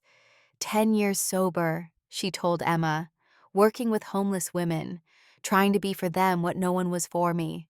Your father saved my life, Emma said. Sophia smiled sadly. He told me. He also told me you're deciding what to do about Chase Whitmore, the man who humiliated you. Emma nodded. My father didn't save you because you deserved it, Sophia said. He saved you because I deserved someone to save me, and he failed. She stirred her coffee. He's a good man who made terrible mistakes. But Emma, you can't live your life trying to make up for his guilt. You have to choose what feels right for you. What would you do? Emma asked. If you had the power I have? Sophia was quiet for a long moment. I'd ask myself if destroying him would heal me. And if the answer was no, I'd ask what would. 2 weeks later, Emma got a call from a number she didn't recognize. When she answered, a woman's voice came through, shaking, desperate. Is this Emma Carson, the woman who started the Monarch Foundation? Emma's heart rate picked up. This is Emma. My name is Patricia Whitmore. I'm Chase Whitmore's mother. I need to see you, please. It's urgent. They met at a quiet restaurant in Midtown. Patricia Whitmore was 55 and elegant despite the obvious exhaustion. She ordered tea she didn't drink and looked at Emma with eyes that held a mother's desperation. I'm dying, Patricia said without preamble.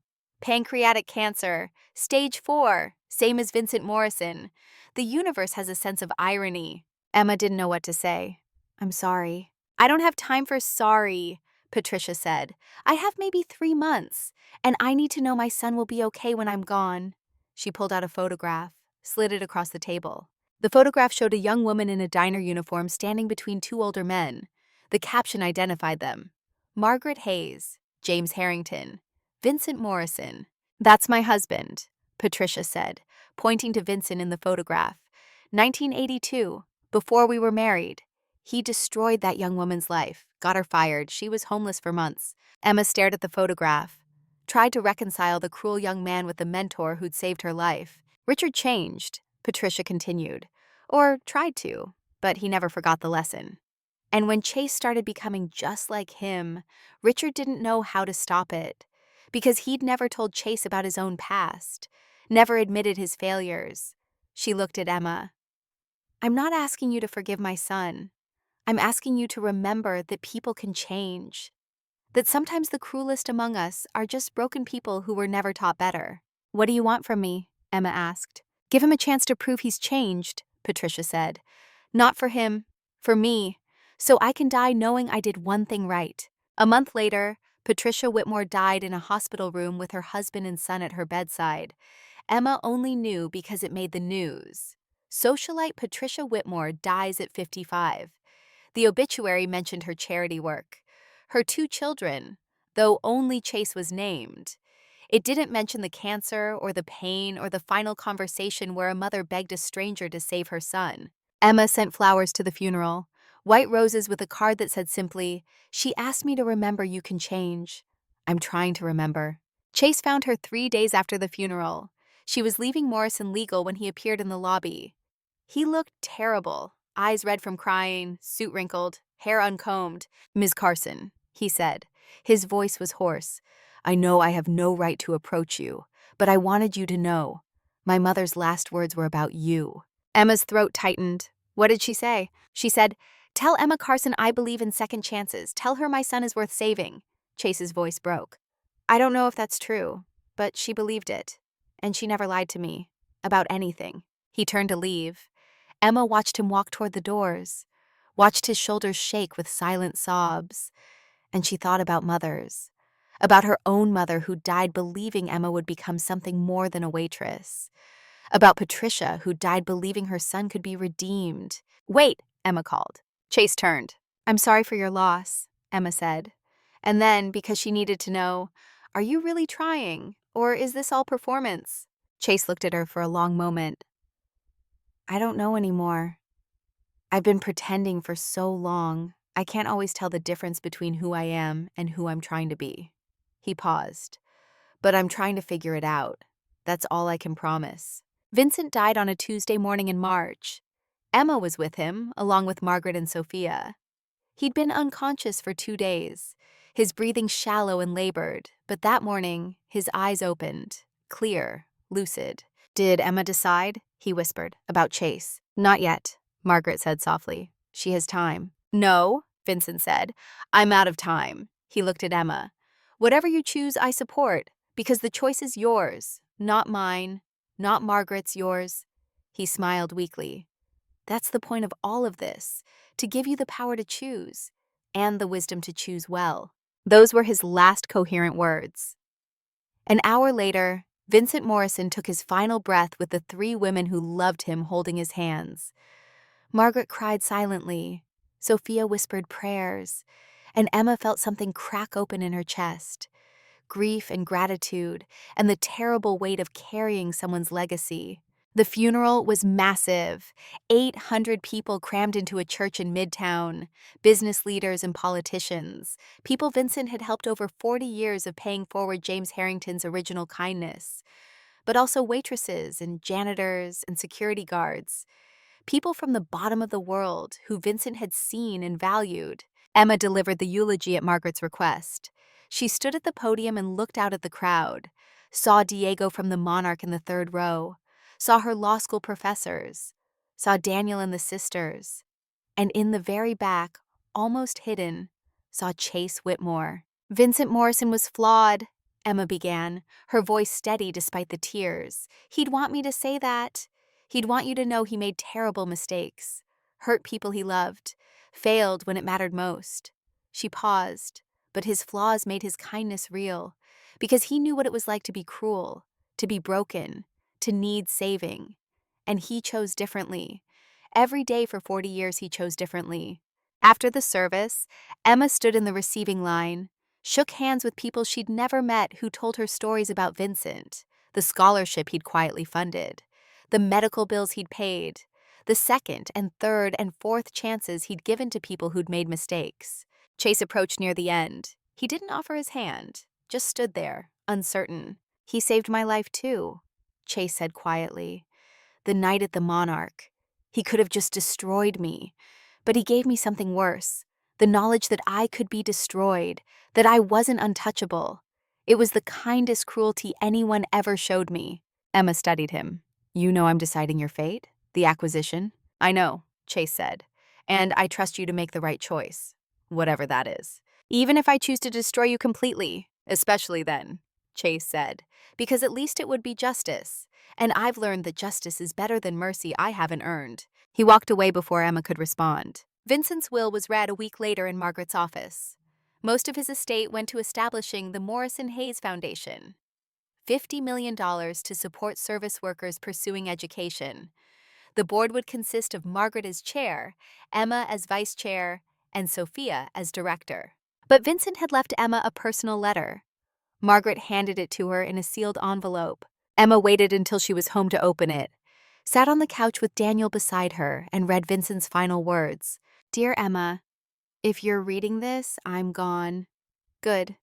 I was tired, but before I go, I need you to know something. You don't owe me anything, Not loyalty, not success, not even memory. I helped you because James helped me. That's all. The cycle ends when you say it ends, or it continues if you want it to. But it's your choice. You're free, finally, truly free. The girl who almost knelt is gone. The woman who chose grace remains. Be her, always. One more thing about Chase Whitmore. I've been watching him. Through my investigators, through Margaret's reports. He's changing, really changing, not performing. The question is whether you can see it, whether you can offer him what I was offered, what you were offered. Grace isn't about deserving. It's about choosing to be bigger than your pain. I love you like the daughter I failed. Make me proud by being braver than I was. Vincent. Emma read the letter 3 times. Then she folded it carefully and put it in the box where she kept her mother's locket and her father's watch and the business card Margaret had given her that night at the Monarch. I know what I have to do, she told Daniel. What? The hardest thing. The thing that terrifies me. Emma looked at him. I have to offer him grace. 2 days later, Emma sent Chase a message through his lawyer. Conference Room B, Morrison Tower, Friday at 10 a.m. Come alone. Emma spent Thursday night preparing. Not legal arguments, but her own heart. She met with Dr. Kim for an emergency session. Talked through her fears, that she was being weak, that she was betraying herself, that offering mercy to Chase meant the night at the Monarch didn't matter. Dr. Kim asked her one question. If you destroy Chase Whitmore, will you sleep better at night? Emma thought about it honestly. No. Then you have your answer. Friday morning, Emma arrived at Morrison Tower early. Set up Conference Room B exactly as she wanted it. Not adversarial with her at the head of the table, but collaborative, round table. 2 cups of coffee. Natural light streaming through windows that looked out over the city where both of them had almost been destroyed, and both of them had survived. Chase arrived at 9:58, 2 minutes early. He wore a modest suit and carried a worn briefcase. Looked nervous, human. Thank you for seeing me, he said. Sit. Emma gestured to the chair across from her. They sat in silence for a moment, Emma studying the man who tried to break her, Chase studying the woman who now held his future in her hands. I've been given the power to decide what happens to Whitmore Capital, Emma said. To decide what happens to you. I know. You could fight this. Hire lawyers, make it difficult. I could, Chase agreed. But I won't. I trust you. Emma almost laughed. You trust me? After everything? You're the only person I trust, Chase said, because you see me clearly. No illusions, no pretending I'm anything other than what I am. And what are you? A man who did terrible things and is trying to be better. Chase's voice was steady. I don't know if I'll succeed. I don't know if 30 years of being cruel can be undone by 3 years of trying. But I'm trying. Emma opened her briefcase, pulled out 3 documents, slid them across the table. Option A, she said. Morrison Group acquires Whitmore Capital completely. You walk away with 0 debt, but 0 assets. Clean slate. You start over from nothing. Chase nodded. Fair? Option B, Emma continued. Same acquisition, but you stay on as a junior consultant. $60,000 a year salary. You prove yourself over 2 years, we'll consider promoting you.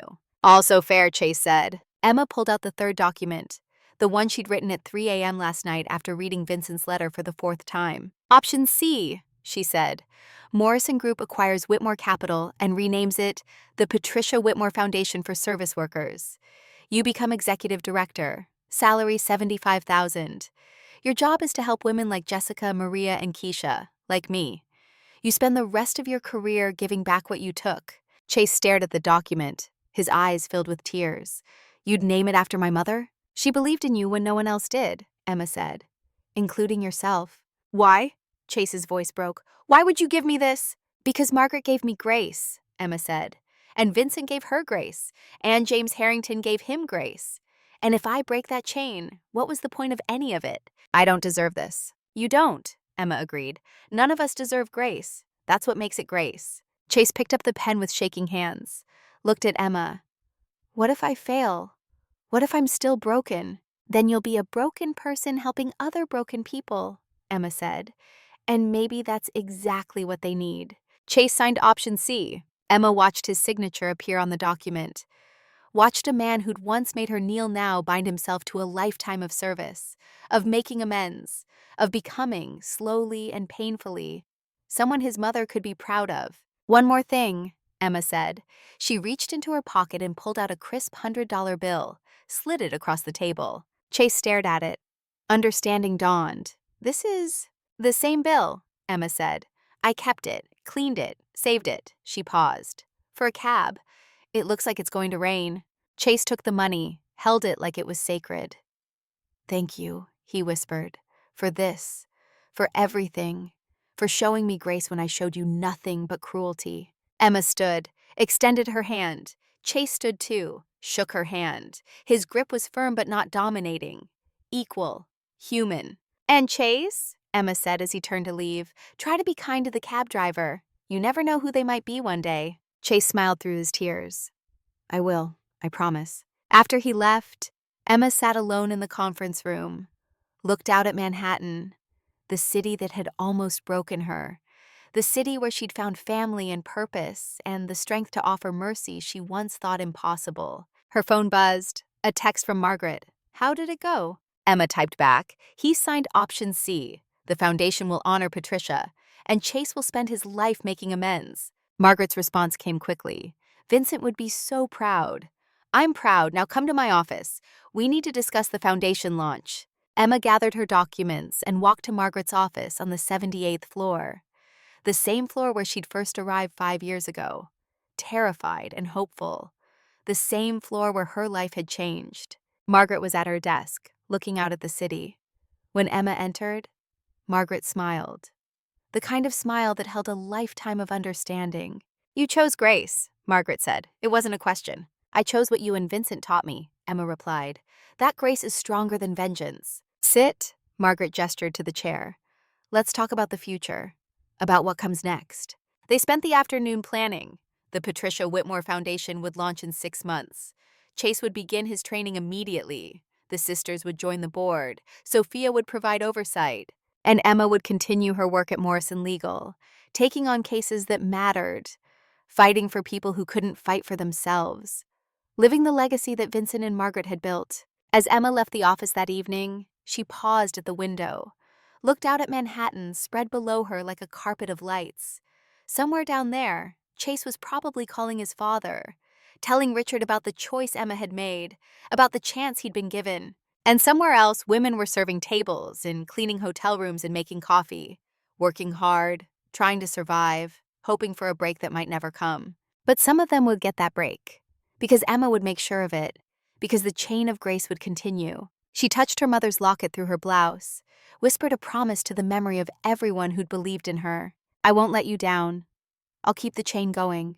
I'll make it all mean something." The elevator doors opened. Emma stepped inside and watched the numbers descend.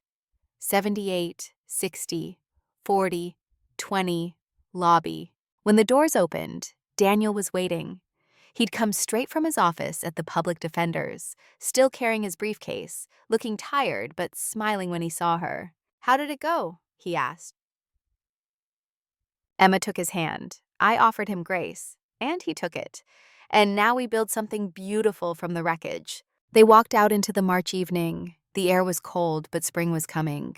Emma could feel it, the promise of new growth, new chances, new cycles of grace that would ripple forward into a future she couldn't see but could help shape. Behind them, Morrison Tower rose into the darkening sky. Inside, on the 78th floor, Margaret sat at her desk making notes, planning the foundation, thinking about Vincent and James and all the people who'd been part of this chain, and thinking about Emma, the waitress who'd become a warrior, the girl who'd almost knelt who now stood tall, the woman who'd been saved and was learning to save others. The cycle of grace continued, as it had for 40 years, as it would, Margaret knew, for 40 more. World without end. The Patricia Whitmore Foundation opened its doors on a spring morning when cherry blossoms were falling like snow across Brooklyn. The office was modest, 3 rooms in a converted brownstone near Prospect Park. Nothing fancy, but the sign above the door was brass and polished and bore the name of a woman who'd believed in second chances even when her own time was running out. Emma stood on the sidewalk watching workers hang the sign. Beside her stood Margaret, moving slower these days but still sharp as broken glass. Jessica, Maria, and Keisha clustered together, their monthly dinners having evolved into daily text chains and weekly strategy sessions. Daniel held Emma's hand, and there, adjusting his tie nervously, stood Chase Whitmore. He looked different, 5 years different. The golden boy sheen had worn away completely, replaced by something harder and more real. Crow's feet at his eyes from smiling at people who actually mattered, calluses on his hands from real work, gray threading through the blonde hair he no longer slicked back with expensive product. "I wish she could see this," Chase said quietly. His mother. She would have been proud. "She can see it," Margaret said with unexpected gentleness. "And she is proud." The ribbon cutting was small. No press, no politicians looking for photo opportunities, just the people who'd been hurt, and the people who'd helped them heal, and the man who was trying to bridge the gap between those two worlds. Chase held the oversized scissors and looked at Emma. "Should you do this?" "It feels wrong for me to cut the ribbon on a foundation built from my failures." "Your mother's name is on that door," Emma said. "You cut the ribbon. For her." Chase cut. The ribbon fell away. And the Patricia Whitmore Foundation officially began its work of helping service workers pursue education, escape abuse, and build lives of dignity. In the first 6 months, they helped 15 women. Waitresses fleeing hostile managers, hotel maids fighting wage theft, baristas pursuing nursing degrees. Chase interviewed every client personally, learned their names, their stories, their dreams. He connected them with lawyers, therapists, and financial advisors. He followed up monthly to see how they were doing. Emma watched him carefully during those first months, looking for cracks in the facade, for signs that this was performance rather than transformation. But all she saw was a man who'd found purpose in the wreckage of his old life. At one of their board meetings, Chase presented a case that had been troubling him. A young woman named Tamara who'd been fired after reporting sexual harassment. They'd helped her sue and win, but the victory had been Pyrrhic. She'd gotten money but lost her career. Her reputation in the industry was destroyed. She was bitter and angry and blamed the foundation for not doing enough. "I don't know what more we could have done," Chase said. His frustration was genuine. "We gave her legal support. We won her case. But she's still suffering." Margaret, who still served on the foundation board despite her slowing pace, looked at him thoughtfully. Sometimes winning in court doesn't mean winning in life. Sometimes justice on paper doesn't translate to healing in the heart. "So what do we do?" Chase asked. "We keep showing up," Emma said. "We keep offering support, even when she pushes us away, even when she blames us.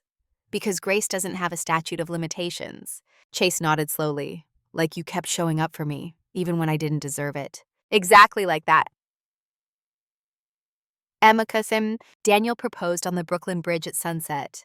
Emma had suspected it was coming. They'd been living together for 2 years, talking about the future in concrete terms. Children, a house with a backyard, growing old together. But when Daniel got down on one knee, Emma's breath still caught. Because 5 years ago, kneeling had meant humiliation, and now it meant love. "Emma Carson," Daniel said. His voice was steady despite the shake in his hands. "You're the strongest person I know, not because you don't break, but because you break and keep going. Will you marry me?" Emma pulled him to his feet before answering, kissed him, then said yes against his lips. They planned a small wedding, the monarch's private dining room, 50 guests. Emma wanted it there, wanted to reclaim that space, to transform the site of her near destruction into the celebration of her new beginning. Margaret helped her find a dress. Simple ivory, not white, tea-length instead of a gown. Emma wasn't trying to be a princess, she was trying to be herself. The hard part was the aisle. Tradition said a father walked his daughter to her groom, but Emma's father was 10 years dead, and the idea of walking alone felt too much like all those years of actually being alone. Margaret solved it during one of their Friday dinners. "Let us walk you, me, Jessica, Maria, and Keisha, your family of choice. We'll all give you away together. Or rather, we'll all walk with you toward your future." Emma cried into her pasta. "That's perfect. You're all perfect." The wedding was everything Emma didn't know she needed. The monarch had been completely transformed under new management.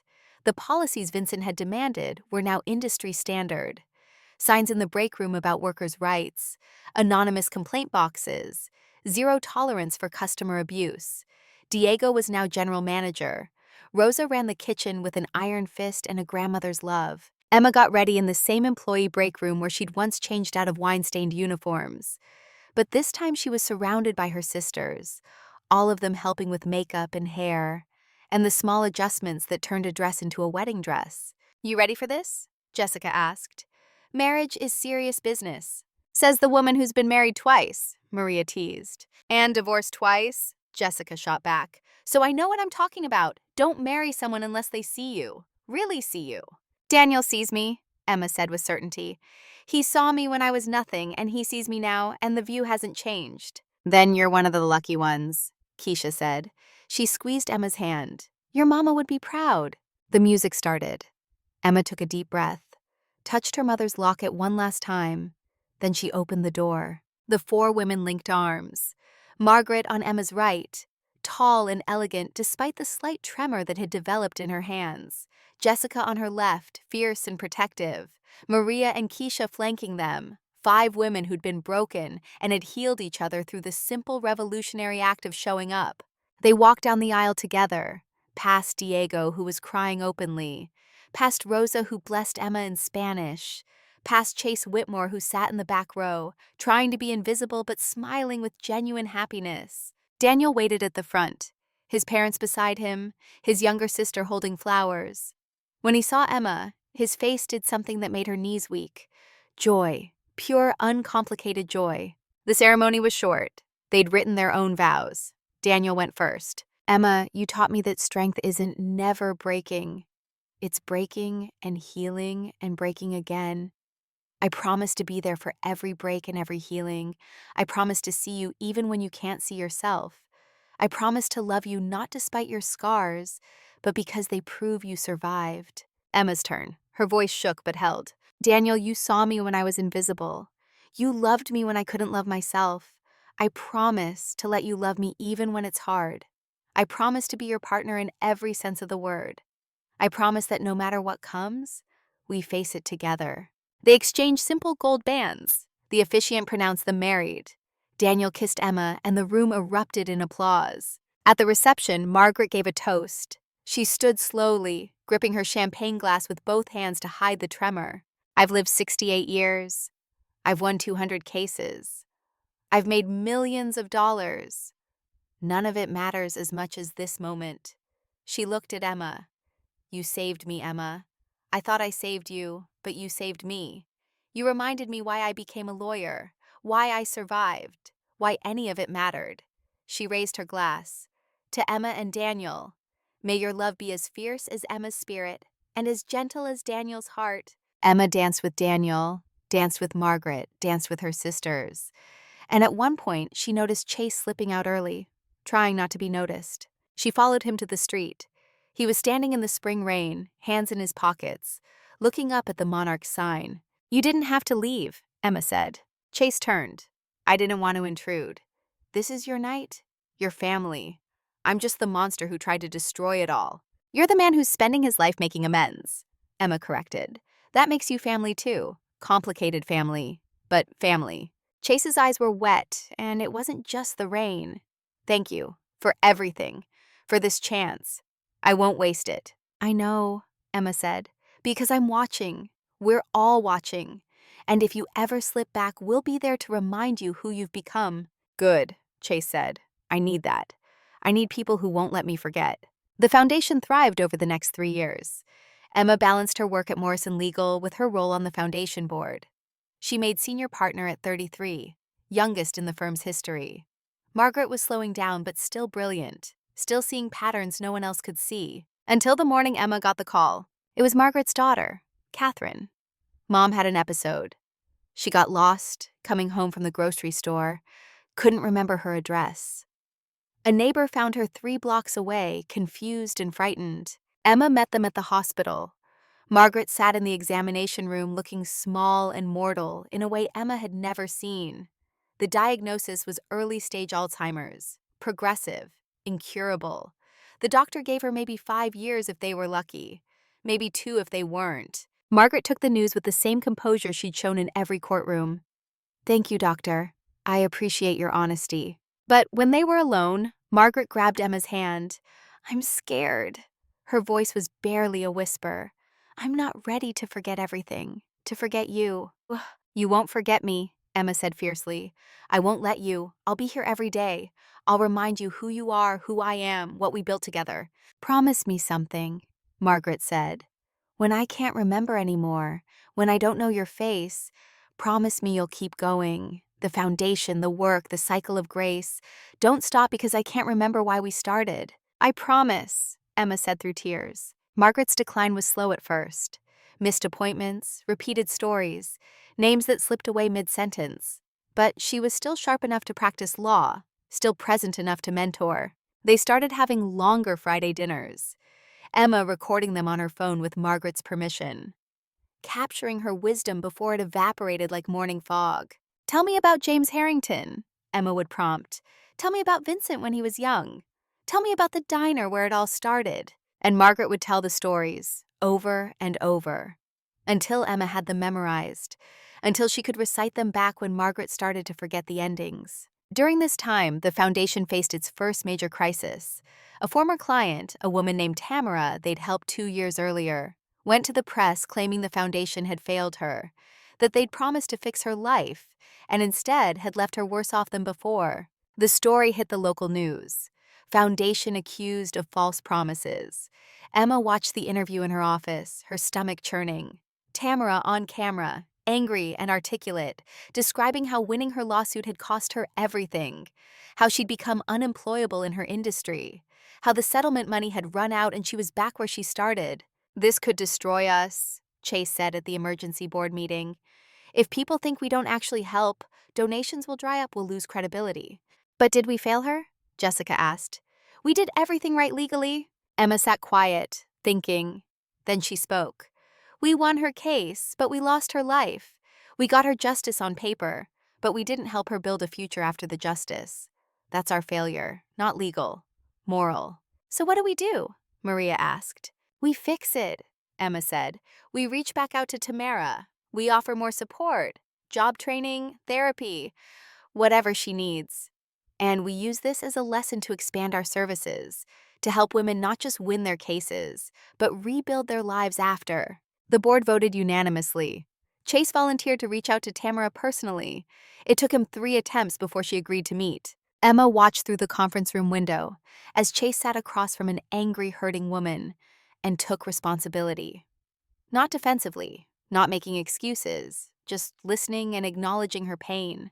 "I'm sorry we let you down," Emma heard him say. "You were right to call us out. We did fail you, but if you'll let us, we'd like to try again. Not to make the headlines go away, but because you deserve better than what you got." Tamara was skeptical. "Why should I trust you?" "Because I know what it's like to be given a second chance," Chase said. "And I know how easy it is to waste it. I don't want you to waste yours." They worked with Tamara for 6 months. Job retraining, placement counseling, therapy sessions. Slowly, grudgingly, she began to trust again. Began to believe that maybe the system hadn't completely failed her. When she got a new job in a different industry, she called Emma personally. "I was wrong about you all. You didn't give up on me even when I gave up on myself. That's grace, real grace." The crisis became a turning point. The foundation expanded its services to include long-term support. Not just legal wins, but life rebuilding, employment counseling, mental health services, financial literacy. And through it all, Chase showed up. Every day, every client, never performing, just doing the work. Emma's 3rd anniversary dinner with the sisters fell on a Friday in November. Margaret was supposed to join them, but called last minute. Not feeling well, having a hard day with the memory. Emma went to Margaret's apartment after dinner, found her sitting in the dark, crying softly. Margaret looked up when Emma turned on the light, and for a moment, there was no recognition in her eyes. Then it came back. "Emma, my Emma." Margaret's face crumpled. "I forgot you. For 5 whole minutes, I looked at your photograph and couldn't remember your name." Emma sat beside her, held her. "It's okay. I remember for both of us." "I'm scared," Margaret whispered. "What if I forget everything? What if I forget the diner and James and Vincent? What if I forget why any of this mattered?" "Then I'll tell you the stories," Emma said. "Every day if I have to. I'll be your memory." They sat together in the dark. 2 women who'd saved each other. who'd built a legacy out of grace extended and received, who were facing the cruelest reality that sometimes the mind betrays the heart, and there's nothing justice or money or love can do to stop it. Margaret's daughters moved her into a memory care facility 18 months later. The Alzheimer's had progressed faster than anyone predicted. She could no longer live alone, could no longer practice law. The New York bar had gently suggested she retire. She'd agreed with a dignity that broke Emma's heart. Emma visited 3 times a week, brought photographs, told stories.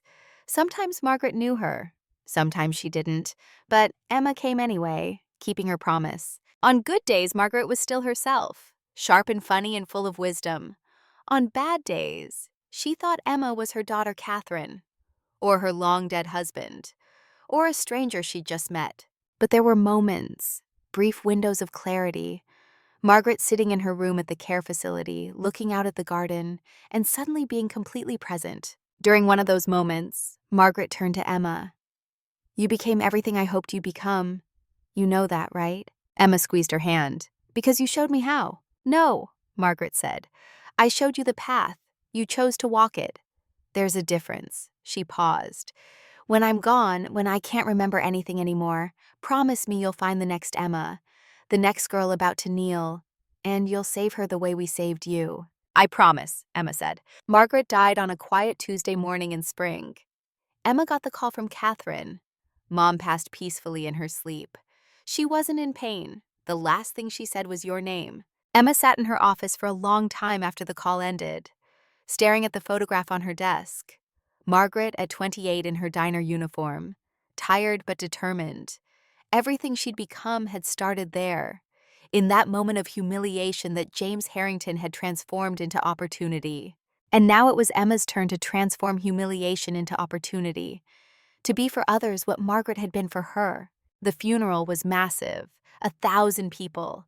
Margaret had touched so many lives, saved so many careers, mentored so many women.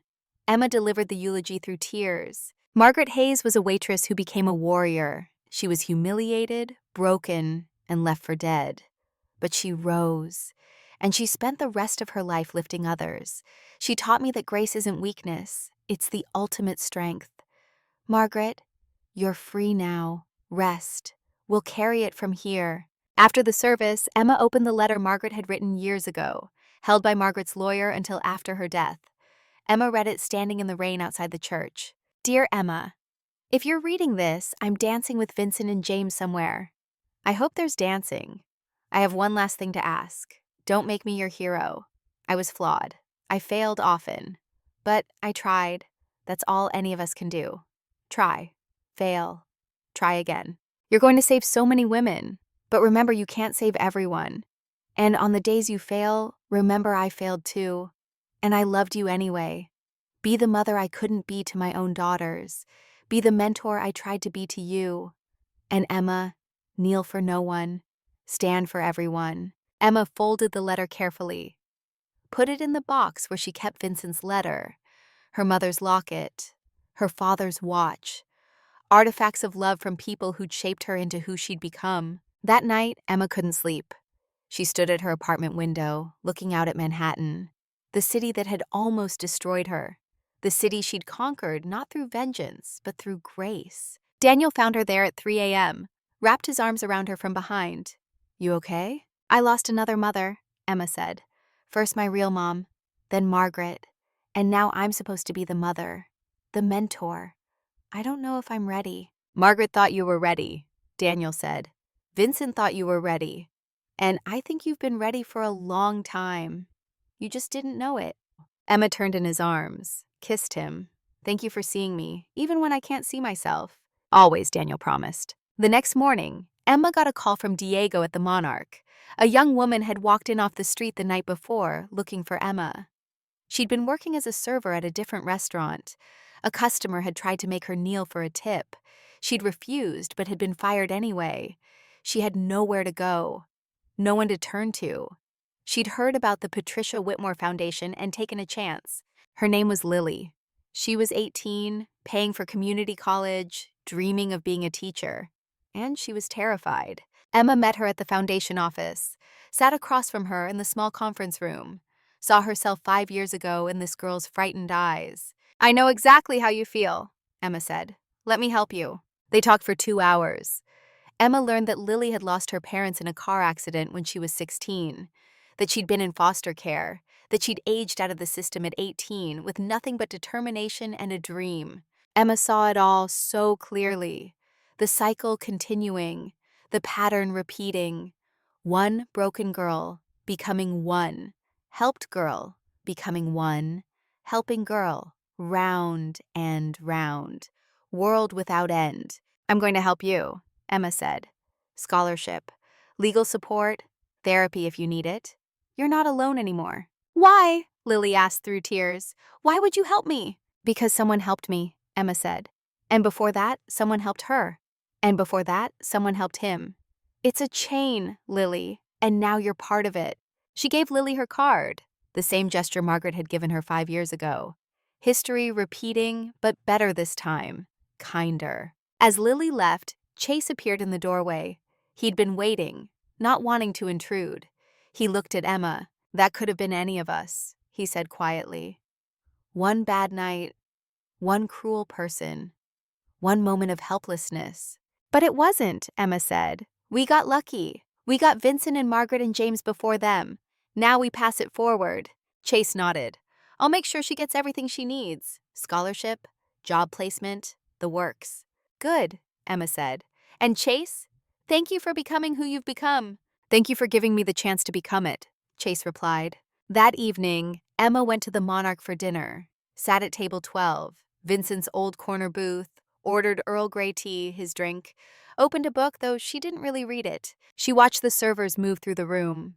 Young people working hard, trying to make rent, trying to build lives. And she saw the ghosts of everyone she'd been.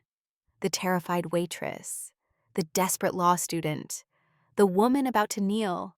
But she also saw who she'd become, the mentor, the attorney, the keeper of the cycle, the one who would ensure that grace continued to flow from broken people to broken people, until somehow everyone was made a little more whole. Diego stopped by her table. "On the house," he said, setting down a piece of chocolate cake.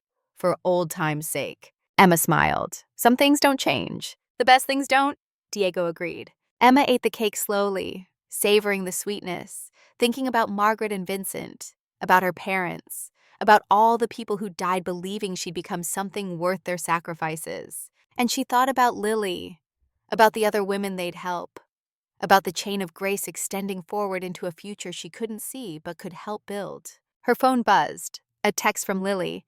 "Thank you for today, for seeing me, for helping. I don't know how to repay you."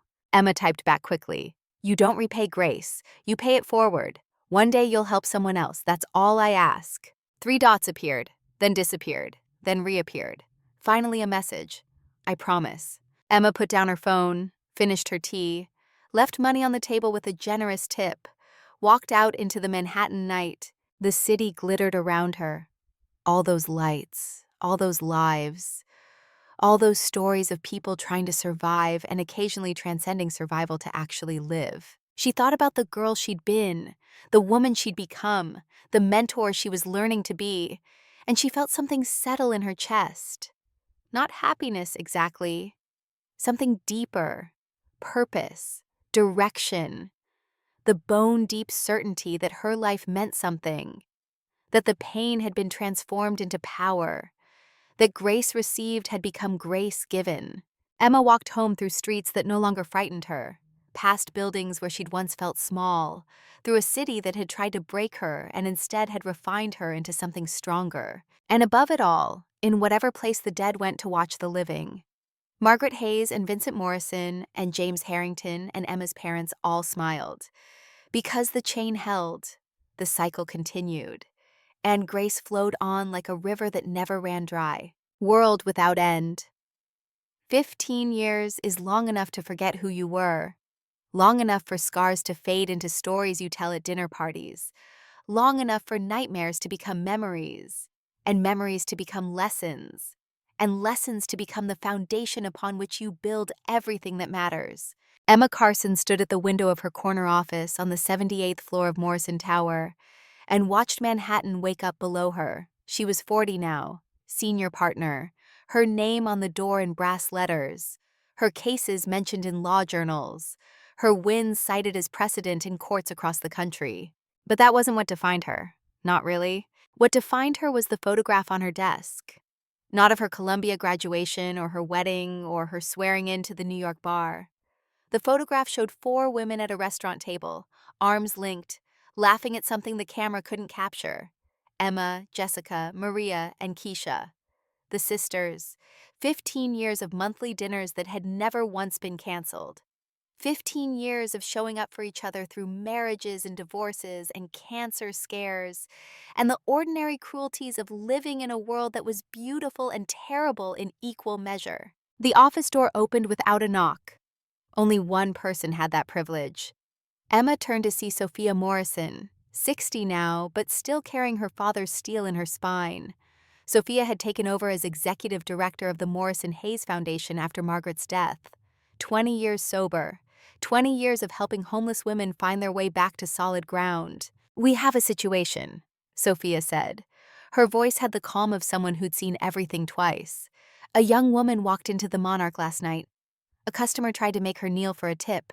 Emma's blood went cold. The room tilted slightly. 15 years dissolved like sugar in hot water. And suddenly she was 25 again, her knees bending, a $100 bill soaking in filth. Did she kneel?" Emma's voice came out rough. "No," Sophia said. Diego intervened. The new policies worked exactly as designed. Customer was escorted out. Police called. The woman is safe, but she's traumatized. She quit on the spot. Has nowhere to go. Where is she now? Patricia Whitmore Foundation. Chase is with her. He called me. I'm calling you. Emma grabbed her coat. Let's go. The foundation had moved to larger offices in Manhattan 5 years ago.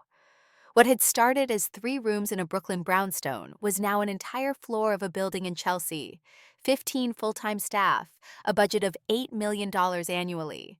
Over 2,000 women helped since that spring morning when cherry blossoms fell like snow. Chase Whitmore met Emma at the elevator. He was 43 now. The golden boy was long gone, replaced by a man who looked like he'd earned every gray hair, every line around his eyes. He wore a simple suit, his wedding ring catching the light. He'd married 3 years ago. A social worker he'd met through the foundation. They had a daughter, named Patricia. She's in conference room A, Chase said. Her name is Maya, 22, pre-med student at NYU, working nights to cover what her scholarships don't. She's terrified and angry and she won't stop shaking. Did you tell her about me? Emma asked. I told her someone was coming who'd understand. Chase paused. Emma, she looks just like you did. Same fear in her eyes, same determination not to let it break her. Emma took a breath, touched her mother's locket through her blouse. The gesture was automatic after all these years, a reminder that she'd survived worse, that survival was her inheritance. She walked into the conference room. The young woman sitting there could have been Emma's younger sister, Latina, where Emma was white, dark hair where Emma's was blonde, but the exhaustion was the same. The barely contained terror was identical. The way she held herself, like she might shatter if someone looked at her wrong. Emma sat down across from her. Didn't speak immediately, just let the silence settle. Let Maya see that she wasn't being rushed or judged or managed. Finally, Maya spoke. Her voice was small. Mr. Whitmore said you could help. But I don't understand why anyone would help me. I'm nobody. 15 years ago, Emma said, I was working at the Monarch, same restaurant where you worked last night. A customer ran up a huge bill, then planted hair in his food to get out of paying. When I objected, he threw a $100 bill on the floor and told me to get on my knees and pick it up. Maya's eyes widened. Did you? I almost did, Emma said. My knees were bending. I was reaching for the money. And then someone stopped me. An old man I'd thought was just a regular customer. He revealed he owned the restaurant. Owned half of Manhattan, actually. And he gave me a scholarship to finish law school. Why? Maya whispered. Because 40 years before that, someone did the same thing for his business partner. And 40 years before that, someone did it for him. Emma leaned forward. There's a chain, Maya. a cycle of grace. People who were broken and got help and then helped others. You're part of that chain now, if you want to be. I don't have money to pay you back. You don't pay it back, Emma said.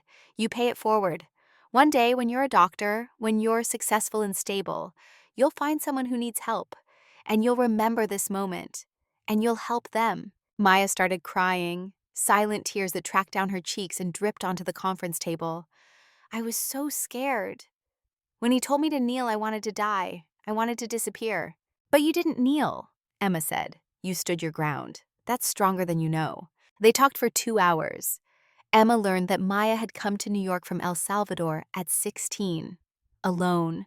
Her parents had sent her to escape gang violence, using money they'd saved for a decade. She lived with an aunt in Queens who charged her rent. She worked 40 hours a week while taking 18 credits. She slept 4 hours a night. She was drowning, but too proud to ask for help. Emma made calls while Maya sat there, exhausted and overwhelmed, called the financial aid office at NYU, called a friend who managed affordable housing in the city, called the foundation's scholarship coordinator.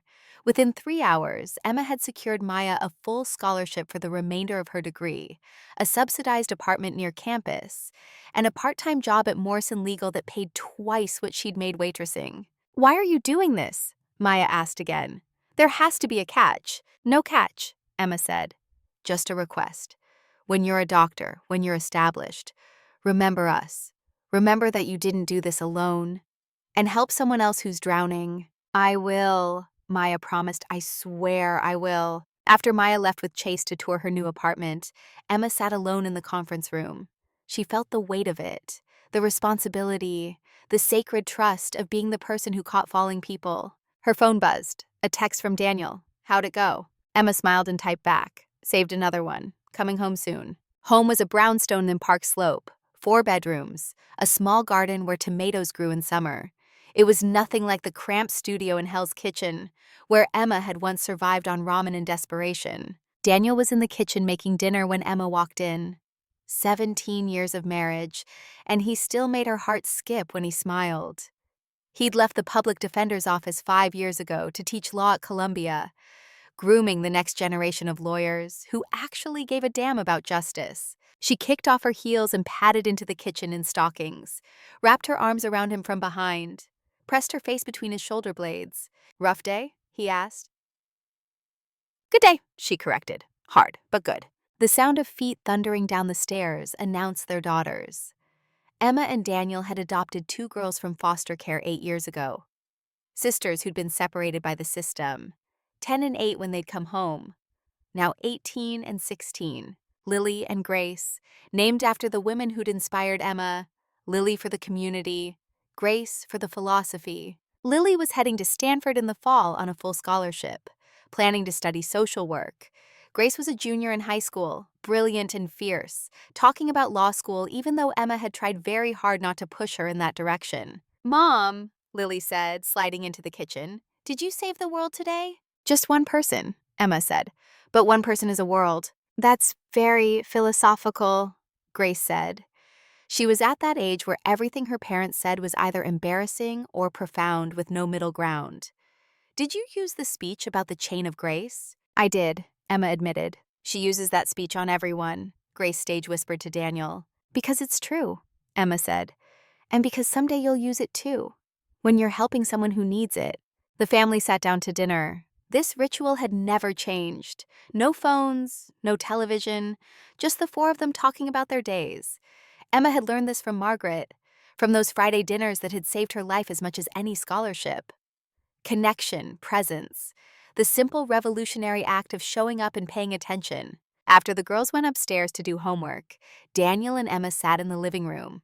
The house was quiet, except for the sound of Lily's music bleeding through her bedroom door. You know what today is? Daniel asked. Emma thought. Then it hit her. 15 years. 15 years since the monarch. Happy anniversary, Daniel said. To surviving, to thriving, to becoming everything they tried to destroy. Emma leaned against him. Sometimes I still dream about it. About kneeling. About that $100 bill on the floor. Do you dream about picking it up? No, Emma said. I dream about standing. About Vincent's voice saying stop. About Margaret walking me down the aisle. I dream about the grace, not the cruelty. That's growth, Daniel said. Or selective memory, Emma smiled. But I'll take it. The next morning, Emma had coffee with Sophia at a small cafe near Morrison Tower. They'd fallen into this routine after Margaret's death. Weekly check-ins, making sure the foundation stayed true to its mission, making sure the chain didn't break. I'm thinking about stepping down, Sophia said without preamble. From the Morrison Hayes Foundation. Emma's coffee cup stopped halfway to her mouth. What? Why? I'm 60, Sophia said. I've been doing this work for 20 years, and I think it's time to pass it to someone younger, someone who has the energy for it. Who? Emma asked. You, Sophia said. You should run both foundations, Morrison Hayes and Patricia Whitmore. Merge them, make them stronger together. I can't run two foundations and be senior partner at Morrison Legal, Emma said. Then maybe it's time to choose, Sophia said gently. My father spent his whole life making money. He was brilliant at it. But you know what he told me before he died? He said his real legacy wasn't the Morrison Group. It was the people he'd saved. You, Margaret, dozens of others. She paused. What do you want your legacy to be, Emma? The question haunted Emma all week. She found herself at the Monarch on Friday night, sat at table 12, Vincent's old booth, ordered Earl Grey tea. Diego, now graying at the temples, brought the tea personally. You come here when you're wrestling with something, he observed. How do you know? Because I've known you for 15 years, Diego said. And you get this look, like you're arguing with ghosts. Maybe I am, Emma said. Vincent, Margaret, my parents, they all sacrificed so much for me. I want to make it mean something. It already means something, Diego said. Look around. Emma looked. The restaurant was full, servers moving efficiently, no one being abused, no one being diminished. The policies Vincent had demanded were industry standard now. His fight had changed the culture. That's his legacy, Diego said. What's yours going to be? Emma went home and talked to Daniel. They stayed up until 2 a.m, weighing options, discussing what mattered, what they wanted the second half of Emma's life to look like. In the morning, Emma called the managing partner at Morrison Legal and tendered her resignation, gave 6 months' notice, agreed to transition her cases and mentor the associates who'd take over her clients. Then she called Sophia. I'm in. Let's merge the foundations. Let's build something that outlasts us all. The announcement went out 3 months later. The Morrison Hayes Foundation and the Patricia Whitmore Foundation were merging into a single entity, the Grace Initiative, dedicated to helping service workers pursue education, escape abuse, and build lives of dignity. Emma would serve as executive director. Sophia would stay on as senior advisor. Chase would continue running day-to-day operations. The board would include Jessica, Maria, and Keisha, the sisters who'd started this journey together 15 years ago. The press conference was held at the Monarch, full circle. Emma stood at a podium in the same dining room where she'd almost knelt, where her life had been split into before and after. We're calling it the Grace Initiative, Emma said, because grace is what saved us, not mercy, which implies pity, not charity, which implies inequality, but grace, the unearned gift freely given, the choice to see humanity in everyone, even those who've forgotten their own. She told the story, her story, Maya's story, the chain that connected them across generations. When she finished, there wasn't a dry eye in the room. Afterward, a young reporter approached, early 20s, eager, holding a recorder. Ms. Carson, what would you say to young women who are facing what you faced, who feel powerless? Emma thought about it, then spoke carefully. I'd say this, power isn't something you're born with. It's something you build. One choice at a time, one day at a time. You survive, and that's powerful.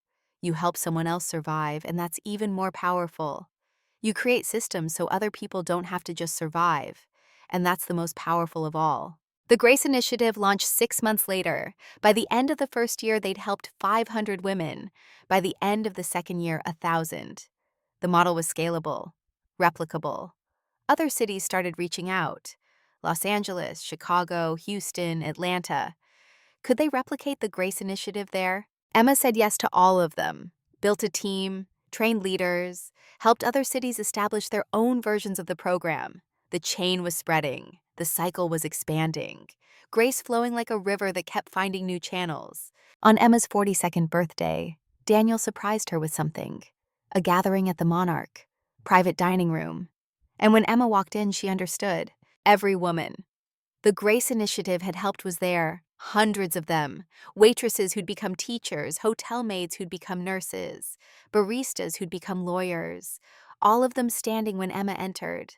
All of them applauding. Maya, now in her final year of medical school, stepped forward. She handed Emma a framed photograph.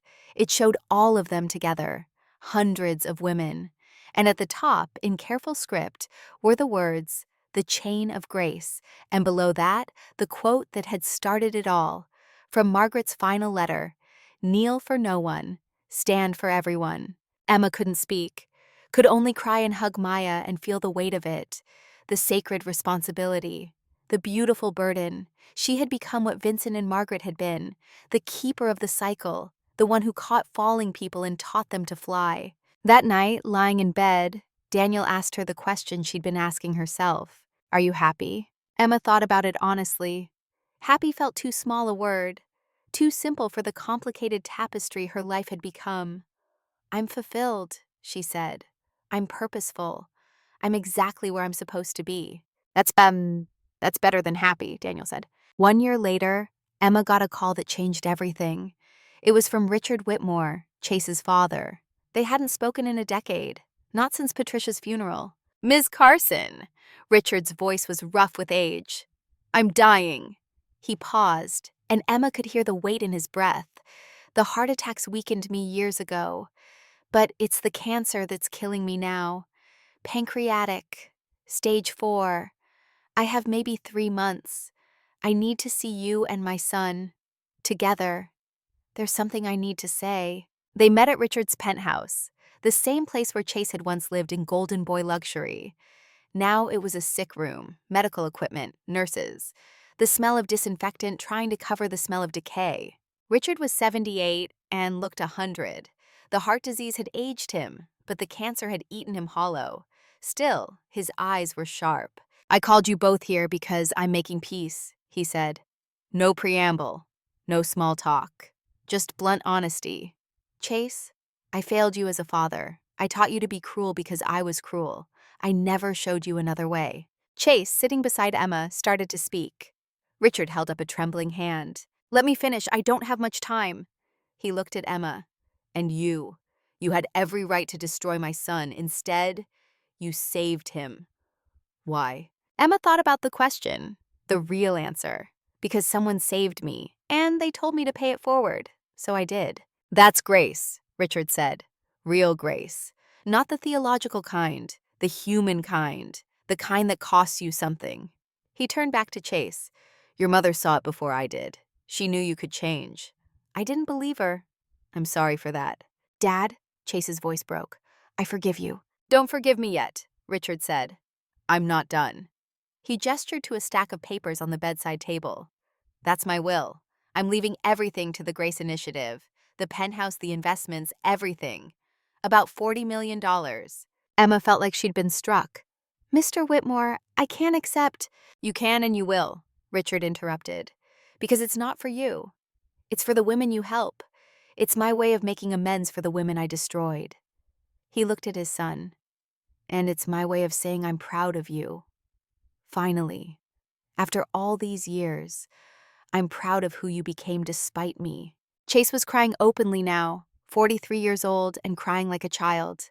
"Thank you, Dad."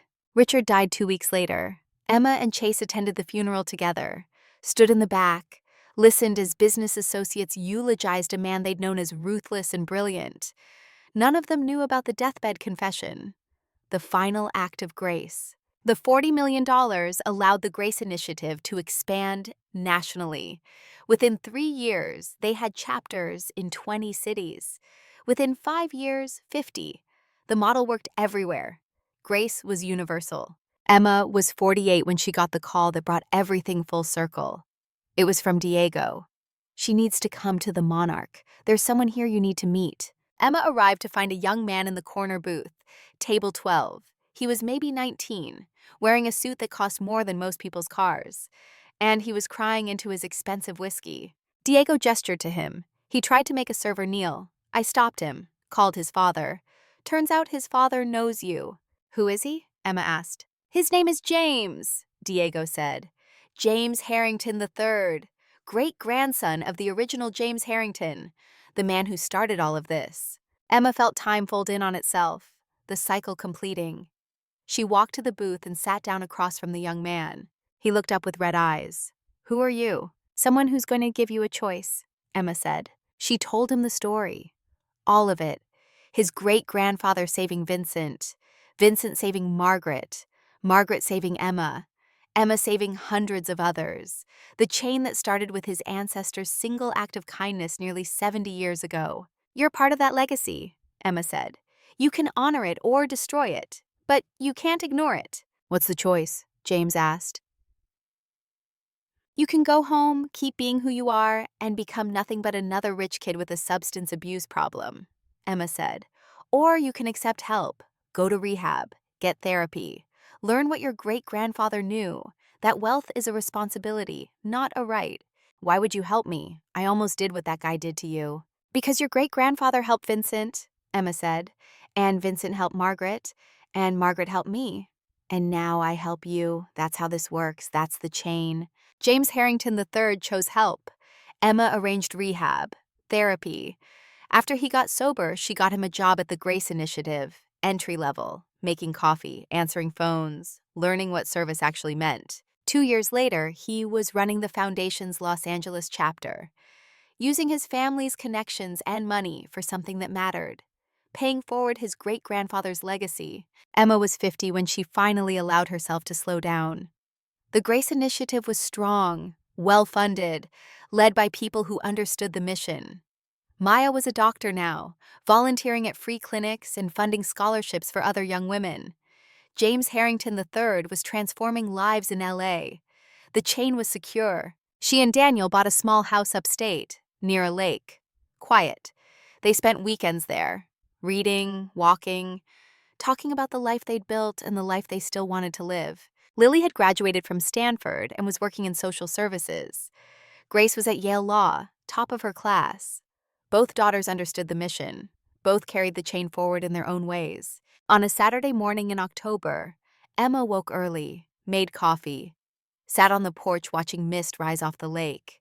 Daniel was still sleeping. The house was quiet except for birds and the distant sound of water lapping at the shore. Her phone rang. It was Chase. Emma, turn on the news. Channel 4. Emma found the remote, turned on the television, and there, on the morning news, was a story about the Grace Initiative. A 10-minute segment, interviews with women they'd helped, footage of their programs, statistics showing how effective they'd been at breaking cycles of poverty and abuse. And at the end, the anchor turned to the camera. This is what's possible when we choose grace over vengeance, when we choose to help instead of harm. The Grace Initiative has helped over 10,000 women in the last decade, and it all started with one waitress who almost knelt and one billionaire who told her to stand. The segment ended with a photograph. Emma at 25, in her monarch uniform, tired but defiant, and beside it, Emma at 50, gray threading through her blonde hair, smile lines around her eyes, standing with the women she'd helped. The transformation wasn't just Emma's, it was all of theirs. Daniel came downstairs, saw Emma crying on the couch, saw the television, understood. He sat beside her, pulled her close. You did it. You actually did it. We did it, Emma corrected. All of us. The chain. That afternoon, Emma drove to the cemetery in Queens. Stood in front of her parents' graves. The headstones were weathered now. 30 years of rain and snow and time. Mom! Dad, Emma said to the granite. I made it. I became what you hoped I'd become. I fought for people who can't fight for themselves. I built something that matters. I hope you're proud. The wind blew through the bare trees. Leaves skittered across the ground. And Emma felt, in that moment, a presence. Not supernatural, not mystical. Just the weight of love that transcends death. The knowledge that somewhere, somehow, her parents knew. and they were proud. She visited Margaret's grave next, Brooklyn Cemetery, beside her husband. The headstone read simply, "Margaret Hayes, waitress warrior, she taught us grace." "I miss you," Emma said, "every day. But I'm doing what you asked. I'm finding the next girls about to kneel. I'm saving them. And they're saving others. The chain holds." That evening, Emma and Daniel hosted dinner at their Brooklyn brownstone. The sisters came. Jessica, now a successful restaurant owner. Maria, running a trauma counseling center. Keisha, a nurse practitioner. All of them gray at the temples. All of them marked by time and struggle and survival. Chase came with his wife and daughter. Little Patricia, now 7, shy and sweet. Sophia came with her partner. Diego came, retired from the Monarch but still cooking for people he loved. They squeezed around the dining room table. 11 people. 3 generations. All connected by that single night 15 years ago, when Grace had intervened at the exact right moment. Emma looked around the table, at the family she'd built from broken pieces, at the legacy that would outlive them all. Daniel proposed a toast to Emma, who took the worst night of her life and transformed it into hope for thousands of women. "No," Emma said, "to Vincent and Margaret and James Harrington before them, to my parents who sacrificed everything, to all of you who showed up and stayed, to the chain that never breaks." They raised their glasses. Outside, snow began to fall on Brooklyn, soft and silent and covering everything in white, a clean slate, a new beginning, the eternal promise that no matter how dark it got, morning always came. Emma stood at the window after everyone left, watched the snow accumulate on the street where she'd once struggled to survive. Daniel came up behind her, wrapped his arms around her waist. "What are you thinking?" he asked. "I'm thinking about the girl I was," Emma said. 25 years old, scared, alone, about to kneel for a $100 bill. She paused. "I'm thinking about how one person's choice to help changed everything. Not just for me, for thousands of women. Do you ever wonder what would have happened if Vincent hadn't been there that night?" "Every day," Emma admitted. "I'd probably be serving tables still, or I'd have given up entirely, gone back to whatever small town I could afford, disappeared. But he was there," Daniel said, "and Margaret was there. And because they were there, you're here. And because you're here, Maya's a doctor. And James Harrington is changing lives in LA. And 10,000 women have hope they didn't have before." "That's the chain," Emma whispered. "That's Grace." On Emma's 52nd birthday, the Grace Initiative celebrated its 15th anniversary. 15 years of operations. Over 20,000 women helped. Chapters in all 50 states. An endowment of $200 million, ensuring it would continue long after everyone involved was gone. The celebration was at the Monarch. Where else could it be? The restaurant that had been the site of such cruelty had become the site of such healing. The place where Emma had almost lost everything had become the place where she'd found everything. Diego, now 70 and officially retired, came out of retirement to cater the event. Rosa, in her 80s, supervised the kitchen with the same iron fist she'd always had. The staff was made up entirely of women the Grace Initiative had helped. Waitresses who'd become entrepreneurs, servers who'd become their own bosses. Emma stood to speak, looked out at 200 people, women she'd helped, donors who'd supported the mission, volunteers who'd given their time, and in the back row, sitting quietly, a young woman Emma had never met. After the speeches, Emma approached her. "I don't think we've been introduced." The woman stood. She was maybe 20, nervous. "My name is Sarah. I work at the new Monarch location in Boston. Something happened last week. A customer tried to make me kneel, and someone stopped him. Someone who told me about the Grace Initiative. About you." She pulled out a business card, handed it to Emma. The card was old, worn, the ink was faded, but Emma recognized it. It was Margaret's card, the one she'd given Emma that night 15 years ago. Someone had saved it, passed it on. "Where did you get this?" Emma asked. "The woman who helped me," Sarah said. "Her name is Maya. She's a doctor now. She said you helped her once, and now she helps others. She told me about the chain. She said I'm part of it now." Emma looked at the card, felt time collapse, past and present merging, the cycle continuing. Maya had become what Emma had been, and Sarah was becoming what Maya had been. round and round, world without end. Thank you for coming, Emma said, and welcome to the chain. That night, Emma sat in her study. The house was quiet, Daniel asleep upstairs, the Brooklyn streets empty except for the occasional taxi passing by. She opened the box where she kept her most precious things: her mother's locket, her father's watch, Vincent's letter, Margaret's letter, the business card Margaret had given her 15 years ago. And now the worn card Sarah had shown her. Proof that the cycle continued without Emma's direct intervention. Proof that grace, once given, multiplied on its own. Emma pulled out a journal and began to write.